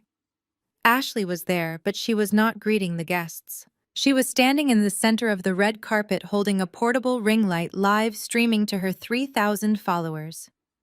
She was completely oblivious to the arrival of Senator Davis, who was standing awkwardly behind her, waiting to be acknowledged. Hey guys, we are literally moments away from the biggest night of the year. Ashley chirped into her phone, turning her back on the senator. The vibe is insane. Make sure you drop a fire emoji in the chat if you love the decor. I watched Senator Davis shake his head and walk toward the bar looking for anyone who resembled a professional adult. The guests were mingling, but the atmosphere was confused. They were shouting over the sound of electric guitars warming up. They were squinting in the harsh neon lighting. They were looking for leadership and finding none. It was time. I stepped out of the shadows. I was not wearing a ball gown. I was wearing a white, bespoke tuxedo suit, tailored to lethal perfection. My hair was pulled back in a severe bun, and my lips were painted a shade of red that meant war. I walked through the crowd, and the air seemed to shift. I did not stop to chat. I walked with the stride of a woman who owned the pavement beneath her feet. I caught the eye of the sound technician in the booth, a man I had hired personally for this exact moment. I raised my hand and gave a sharp, subtle nod. Cut the music. It is showtime. The double doors swung open and the Centennial Gala began. Not with a bang, but with a screech of feedback that made 200 guests cover their ears simultaneously. The sledgehammers launched into their set immediately. It was deafening. The bass vibrated the floor so violently that the champagne flutes on the trays were rattling. The lighting, which Ashley had promised would be edgy, was simply blinding. Strobing purple and green lasers cut through the room, making it impossible to see the person standing next to you, let alone have a conversation about investment capital. I stood by the bar sipping sparkling water, watching the horror on the faces of Chicago's elite. These were people used to string quartets and polite conversation. Now they were trapped in a neon nightmare that smelled faintly of burning electronics and desperation. I watched as a waiter offered a tray of the deconstructed vegan sushi to Mr. Sterling, the loan officer holding our default notice. He took a bite of the beet-stained rice, frowned, and immediately spit it into a napkin. It was inedible. The lack of real food and the abundance of cheap alcohol was a recipe for disaster, but not the kind Ryan was hoping for. The breaking point happened near the ice sculpture, which was melting rapidly under the hot stage lights. Mrs.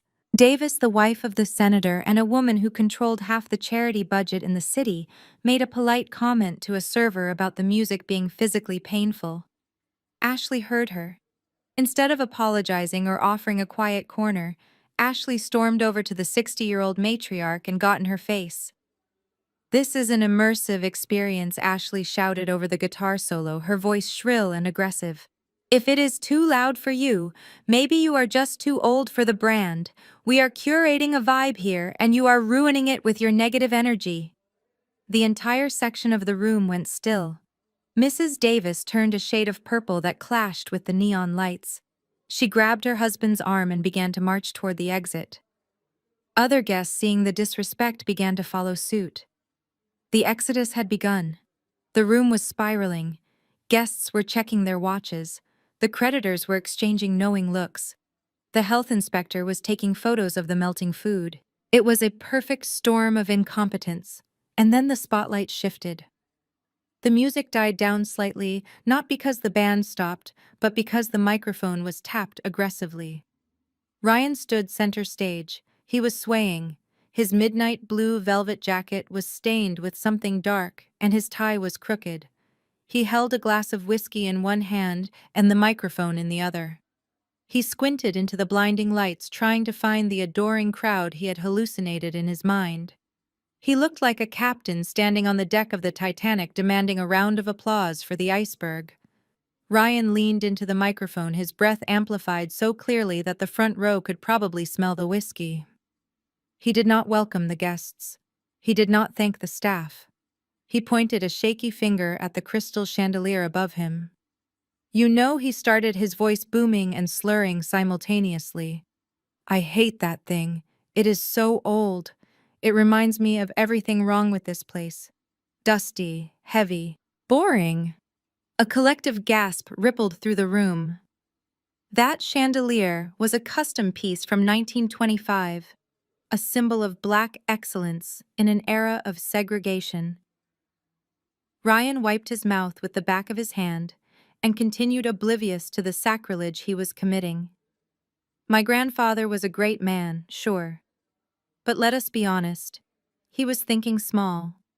He was thinking about community and service. I am thinking about domination. I am thinking about luxury. He took a large gulp of his drink and stumbled slightly, catching himself on the podium. People ask me, Ryan, how do you handle the pressure? How do you lead a multi-million-dollar empire? And I tell them it is all about the image. You have to look the part. You have to spend money to show people you have money. He laughed a wet, ugly sound. Like my car. Has anyone seen the Porsche Macan parked out front? The white one. That is my baby. My sister Claire told me we could not afford it. She said we needed to pay the vendors. He made a mocking face, mimicking a nagging woman. Pay the vendors, pay the electric bill, blah blah blah. But I bought it anyway, because I am the CEO. And the CEO does not drive a Honda. I drive a Porsche because I earned it. Even if the bank account says 0, I am still a winner. I looked at table 1 where my parents were sitting. The blood had drained completely from their faces. My father was gripping the edge of the table so hard his knuckles were white. He was watching his son openly confess to embezzlement and financial irresponsibility in front of the very investors they needed to impress.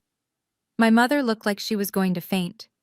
She looked around the room hoping to find a friendly face, but all she saw were the horrified expressions of the city elite and the cold, calculating stares of the creditors I had invited. Ryan raised his glass for a toast, spilling amber liquid onto his velvet jacket. So here is to the new Ellington, he shouted. Out with the old, out with the jazz, out with the boring history, and here is to me, Ryan Williams, the man who is going to change everything. He threw his head back to drink, but before the glass touched his lips, the room plunged into darkness. The aggressive neon lights cut out instantly. The heavy metal feedback died. The only light in the room came from the massive LED screen behind the stage, which had gone pitch black. Ryan blinked, confused, lowering his glass. "Hey!" he yelled into the dead microphone. "Who turned out the lights?" Then a single crisp sound cut through the silence. A digital chime. On the massive screen, a logo animated slowly in high definition. It was not the crest of the Ellington. It was a golden bird rising from ashes. Below it, in elegant, sharp font, appeared 3 words that made my father stop breathing. Phoenix Hospitality Group. My father was the first to break the silence.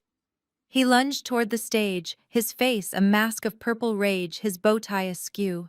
"You told me I needed a life of my own. Well, this is it."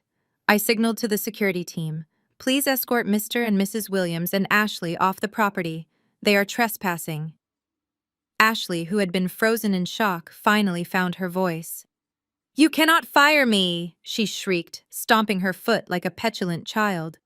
"I am the creative director, and where are my keys? I am taking the Porsche." I laughed, a cold, sharp sound that cut through the tension. "The Porsche was purchased with embezzled company funds, Ashley. It is a company asset, which means it is my asset. You can call an Uber, or you can walk.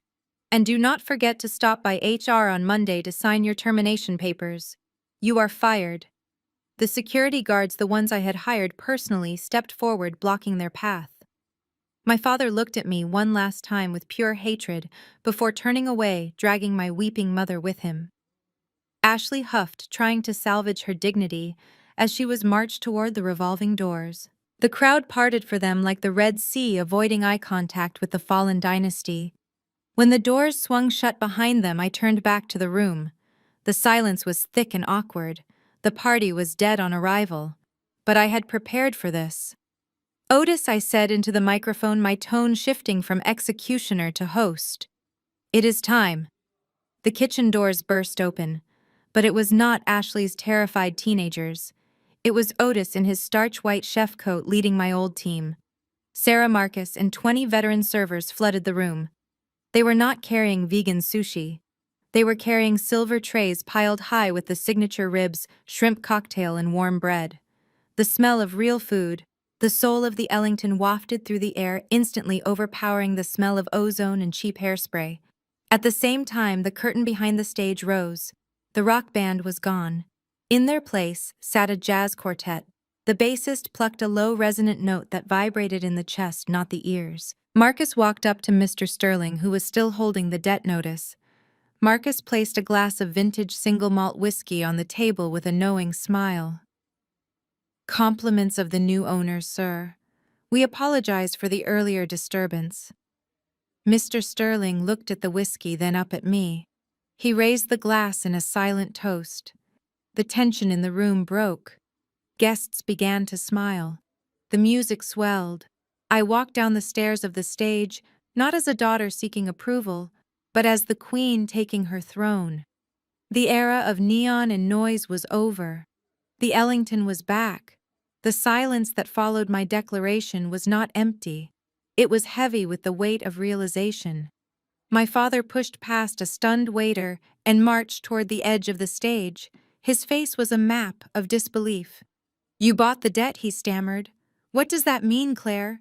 You cannot just take the hotel. We have rights. We have a grace period."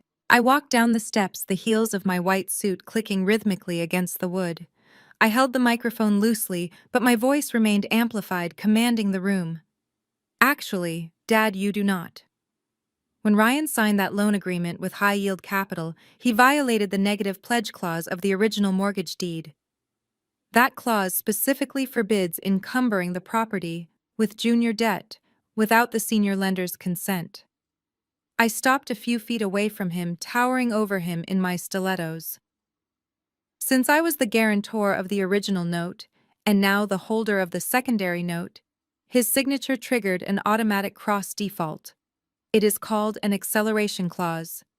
It means the entire balance of both loans is due immediately. Not in 30 days, not tomorrow, now. Ryan, who had pulled away from the security guard, stumbled forward. But I did not know he whined. I thought I was just leveraging the equity. Kyle said it was standard. I looked at his hand on my arm, the same hand that had struck me. I looked at his eyes, begging for mercy he had never shown me. I pulled my arm away slowly, dusting off the sleeve of my jacket as if he had soiled it. I looked him dead in the eye. The temperature in the room seemed to drop 10 degrees. "This has nothing to do with family," I said, my voice devoid of warmth. "This is business, Dad." The sound of heavy boots hitting the parquet floor echoed through the silent ballroom. The guests parted instinctively, creating a wide corridor leading straight to the stage. 4 people walked in. 2 were uniformed officers and 2 were detectives in cheap suits. I took a sip of my sparkling water, watching the final act of my play unfold, exactly as I had written it. I had not just invited the creditors. I had sent a comprehensive dossier to the Economic Crimes Unit 3 days ago. Detective Miller walked straight up to Ryan. My brother was still holding his arm where I had grabbed him, looking like a child who had been scolded.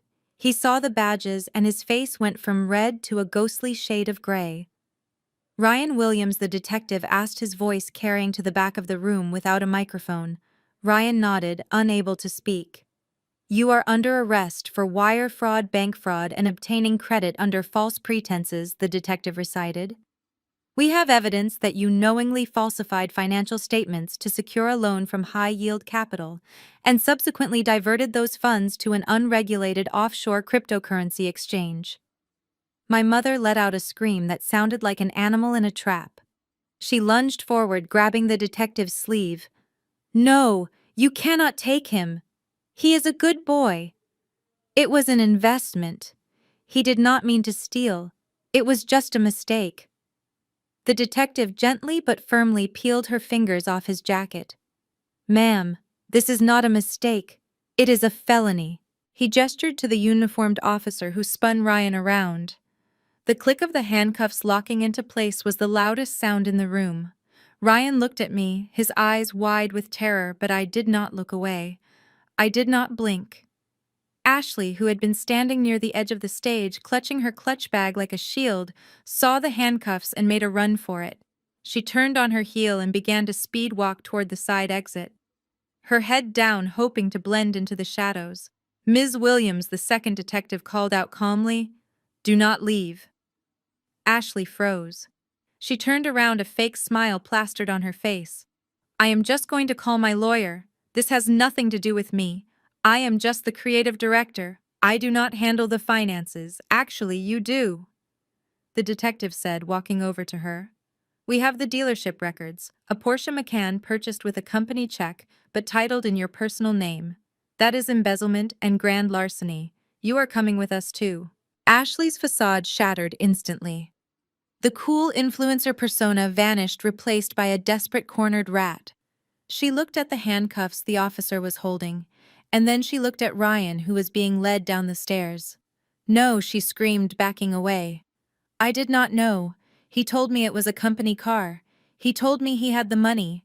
I am a victim here." She pointed a manicured finger at her husband. "He lied to me. He told me he was a genius. He told me we were rich. I did not steal anything. He bought it for me. Arrest him. He is the criminal. He is the fraud." Ryan stopped walking. He looked at his wife, the woman he had embezzled $200,000 to impress. The woman he had fired loyal staff for. He looked at her with a mixture of confusion and heartbreak. "Babe," he whispered, his voice breaking. "Do not call me babe, you loser," Ashley shrieked as the officer grabbed her wrist. "You ruined my life. I hate you." I watched as they were both led out the front door, the flashing lights of the police cruisers visible through the lobby windows.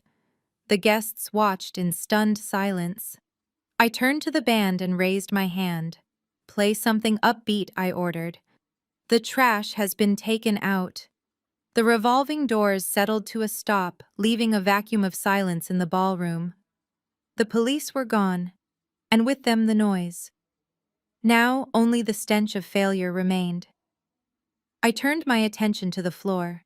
Scattered across the room were Ashley's hand-picked staff.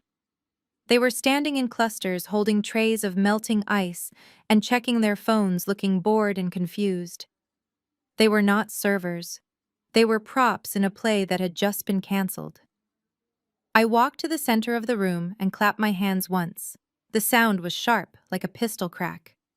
"Listen up," I commanded, my voice projecting without the microphone. "If you were hired by Ashley Williams in the last 3 months, put down your trays." They looked at each other. One girl, wearing a crop top that violated 3 different health codes, rolled her eyes. "Does this mean we are not getting paid?" she asked, snapping her gum. "It means you are trespassing," I said, my voice cutting through the air. "Leave your badges on the table. You have exactly 2 minutes to exit the building before I have security remove you just like your boss. Go." It was a stampede. They dropped trays on tables and floors, not caring about the mess, scuttling toward the exits like cockroaches when the lights turn on. The room was suddenly empty of staff, but full of debris. The guests looked around uneasy, wondering if they should leave too. The air was thick with uncertainty. I pressed the talk button on my earpiece. Now. The double doors to the service corridor swung open. This time it was not a trickle. It was a flood. Otis marched in front, wearing his starch-white chef coat like general's armor. Behind him came Sarah Marcus and 50 experienced staff members I had rehired that morning. They moved with a synchronized efficiency that was beautiful to watch. They did not walk, they glided. In seconds, the tables were swarmed.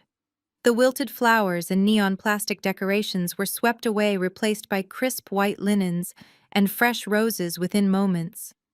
The trays of inedible vegan experiments vanished.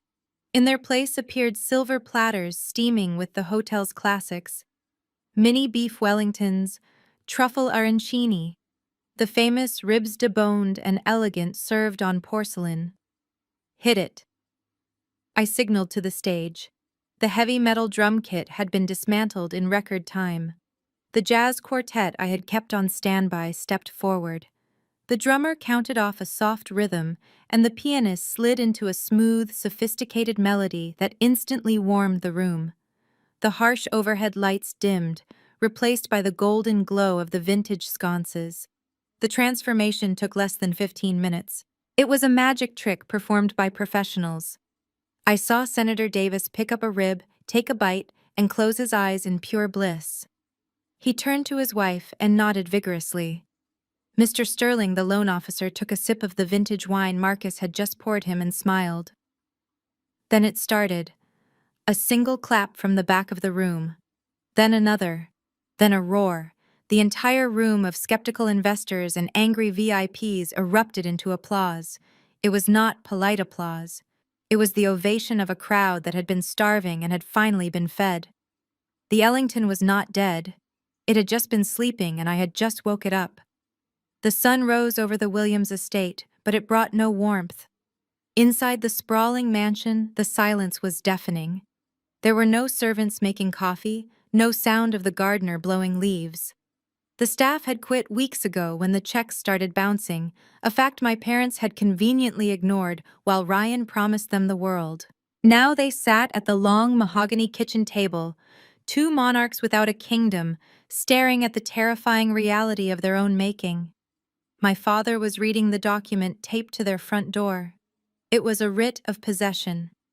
It turned out that Ryan's ambition had no boundaries.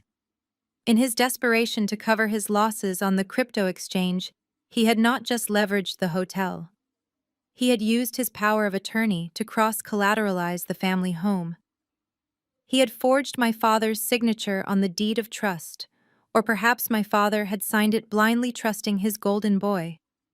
It did not matter now. The result was the same. The house was gone.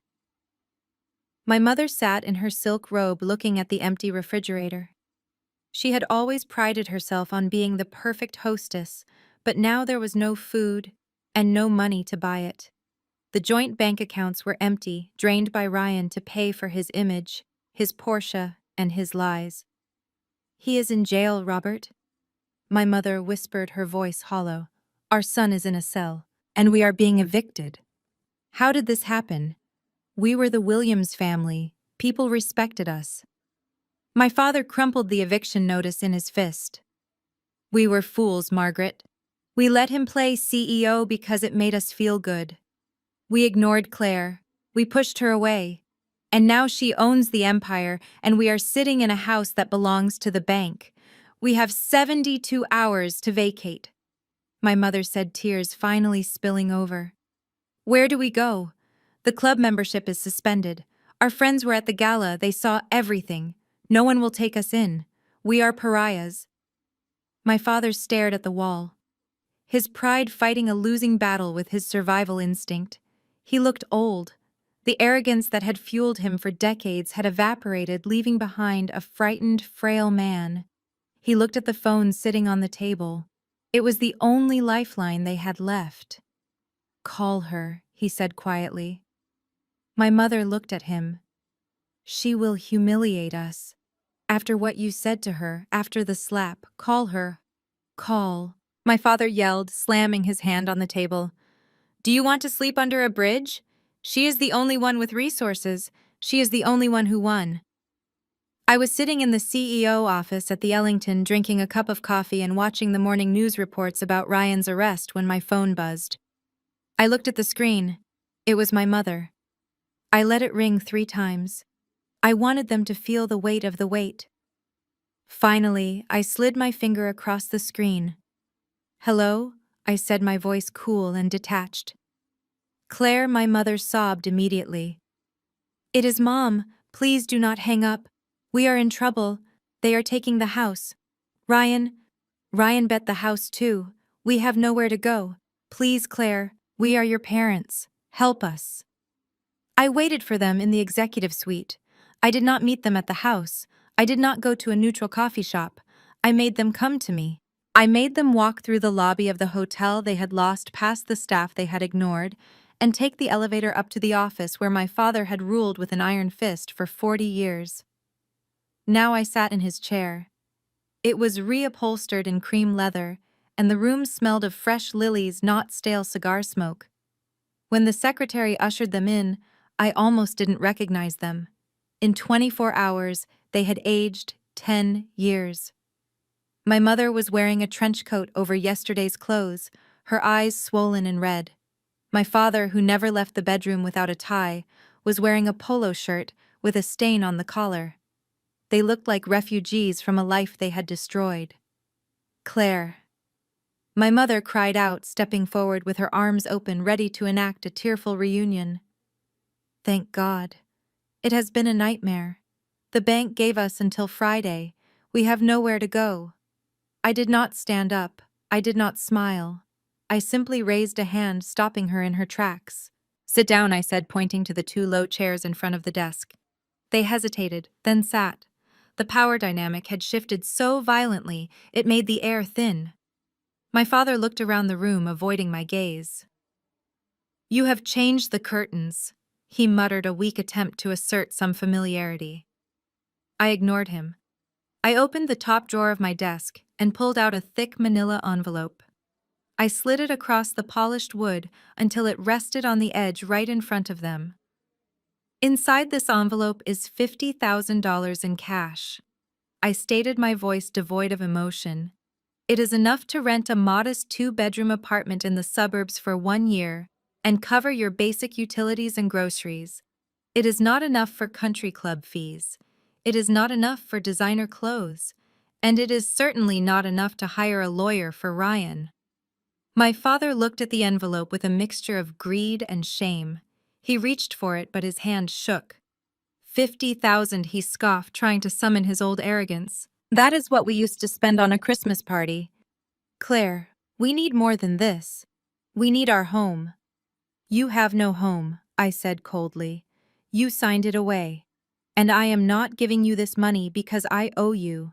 I owe you nothing. You slapped me. You humiliated me.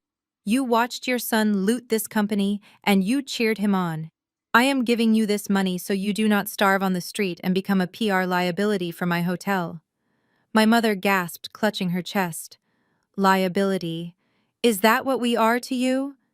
We are your family. You were my family, I corrected her, leaning forward. Now you are a charitable deduction. This is a severance package, Mom. Once you take this money, our transaction is complete. Do not call me when the money runs out. Do not come here asking for a job. Do not ask me to visit Ryan in prison. You chose your favorite child a long time ago. Now you can live with the consequences of that choice. I stood up and walked to the window, looking out at the city skyline. I heard the sound of the envelope being picked up, the sound of paper sliding against wood. It was the sound of their pride finally breaking. Take it and go, I said without turning around. And please return your keycards to security on your way out. Guests are not allowed in the executive offices. I heard the door open and close. I did not look back. I did not feel a pang of guilt. I did not feel sadness. I watched the traffic below moving in a steady rhythmic flow. I felt lighter than I had in years. I had just cut the anchor. Now I could finally sail. The gavel hit the wood block with a finality that echoed in Ryan's bones. 3 years in a federal facility followed by 5 years of probation and restitution. It could have been worse. It could have been 10. But for a boy who had never been told no in his entire life, 3 years was an eternity. He turned around to look at the gallery, hoping to see a sympathetic face. The benches were empty. Our parents were too ashamed to be seen in a public courtroom, and I had better things to do than watch a tragedy I had predicted. But the most glaring absence was Ashley. She did not just leave him, she erased him. The divorce papers had been served to his public defender exactly 1 hour before the sentencing hearing began. Irreconcilable differences she cited, which was legal code for the money, ran out. Ashley did not waste a single second mourning the marriage. 2 days after Ryan traded his bespoke velvet jacket for a beige jumpsuit, she was spotted at Le Petit Bistrot on the arm of a 60-year-old real estate developer from Boca Raton. She looked stunning in a red dress that she had likely charged to Ryan's account hours before the cards were frozen.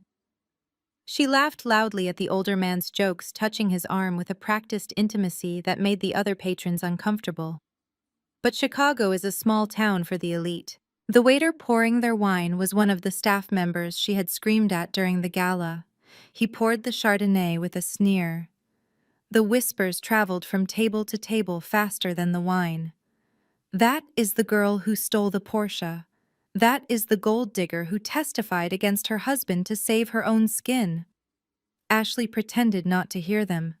She pretended she was still the queen bee. But she was radioactive. She had secured a new wallet, but she had lost her seat at the table. She was no longer a socialite. She was a punchline. Ryan sat on the edge of his bunk in a 6x8 cell that smelled of industrial disinfectant and despair. The lights overhead buzzed with a low hum that reminded him of the neon sign he had hated. He had been stripped of the arrogance, the lies, and the delusions. Without the applause, without the yes men, without the alcohol, there was nothing left but the truth. He stared at the blank concrete wall. He replayed the last year in his mind like a movie reel he could not turn off. He thought about his father telling him he was a genius. He thought about his mother coddling him when he failed. They had loved the idea of him the successful CEO's son, but they had not loved him enough to stop him from destroying himself. They had fed the monster until it ate them all. Then he thought about me. He remembered my face when he brought the Porsche home. It was not jealousy in my eyes. It was fear. He remembered how I tried to block the crypto transfer. He remembered me begging him to read the contracts. I was the only one who had ever told him the truth. I was the only one who had tried to stop the loan. I had been the villain in his story for so long that he never realized I was the only one trying to save the protagonist. He put his head in his hands and let out a shaky breath. He wanted to call me. He wanted to say he was sorry. He wanted to tell me that I was right. But he knew I wouldn't accept the charge. And for the first time in his life, Ryan realized he didn't deserve an answer. He had thrown away the only person who had ever truly loved him without a price tag. The cell door buzzed shut, locking him in with the only thing worse than prison: his own regret. 6 months later, the revolving doors of the Phoenix Hotel never stopped spinning. The neon trash was gone, replaced by warm Art Deco lighting that made everyone look beautiful and rich. The lobby smelled of fresh white lilies and old money. We were booked solid for the next 2 quarters.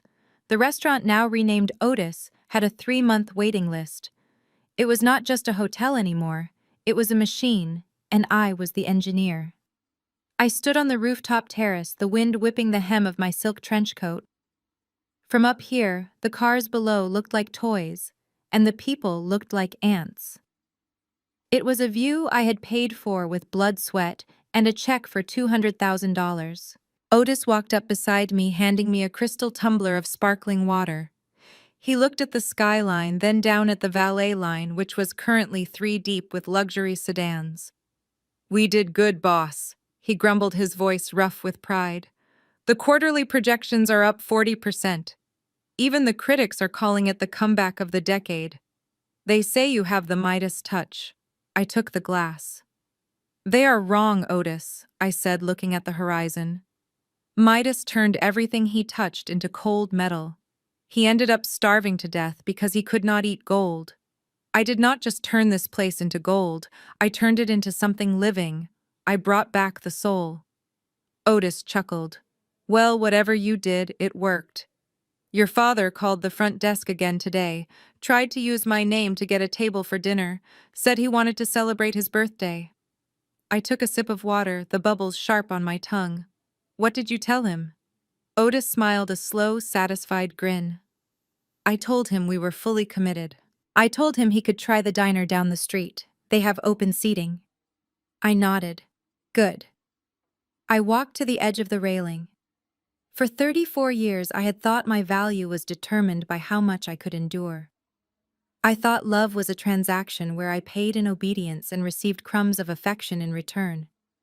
I thought family was a biological mandate, a life sentence I had to serve with a smile.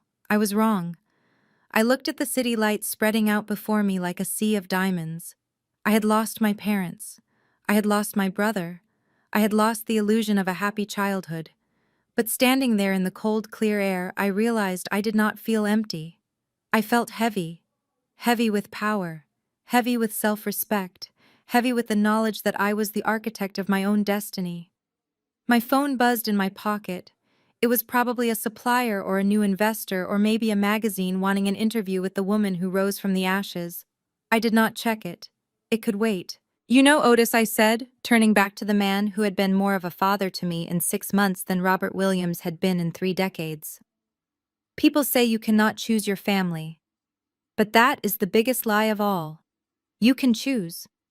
And more importantly, you can choose to fire the ones who steal from you." I raised my glass to the city, to the hotel, and to the woman reflection I saw in the glass door. She looked strong. She looked ruthless. She looked happy. "To business," I said. Otis clinked his glass against mine. "To family," he corrected. "The real kind." I drank to that. The air was cold, but for the first time in my life, I was not freezing. I was on fire. The saga of the Ellington teaches a brutal but necessary truth. Competence is the only currency that matters in the real world, and blind loyalty is a debt that will eventually bankrupt you. Claire's journey exposes the danger of confusing love with servitude. For years, she allowed her family to exploit her skills because she believed that blood was thicker than water. However, the story demonstrates that toxic relationships, even those bonded by DNA, are simply liabilities in the business of life. Her parents and brother operated on ego and entitlement, believing their name alone was a safety net. Claire operated on facts, resilience, and boundaries. The ultimate lesson is that true power comes from the willingness to walk away from tables where respect is no longer being served. You cannot build a solid future on the shaky foundation of other people's delusions. Saving yourself often requires being the villain in someone else's narrative. But as Claire proved, being the villain is sometimes just another way of saying you are the only one taking responsibility. Look at your own board of directors in life. Are the people surrounding you investing in your growth, or are they just draining your resources? It is time to audit your circle and fire the liabilities.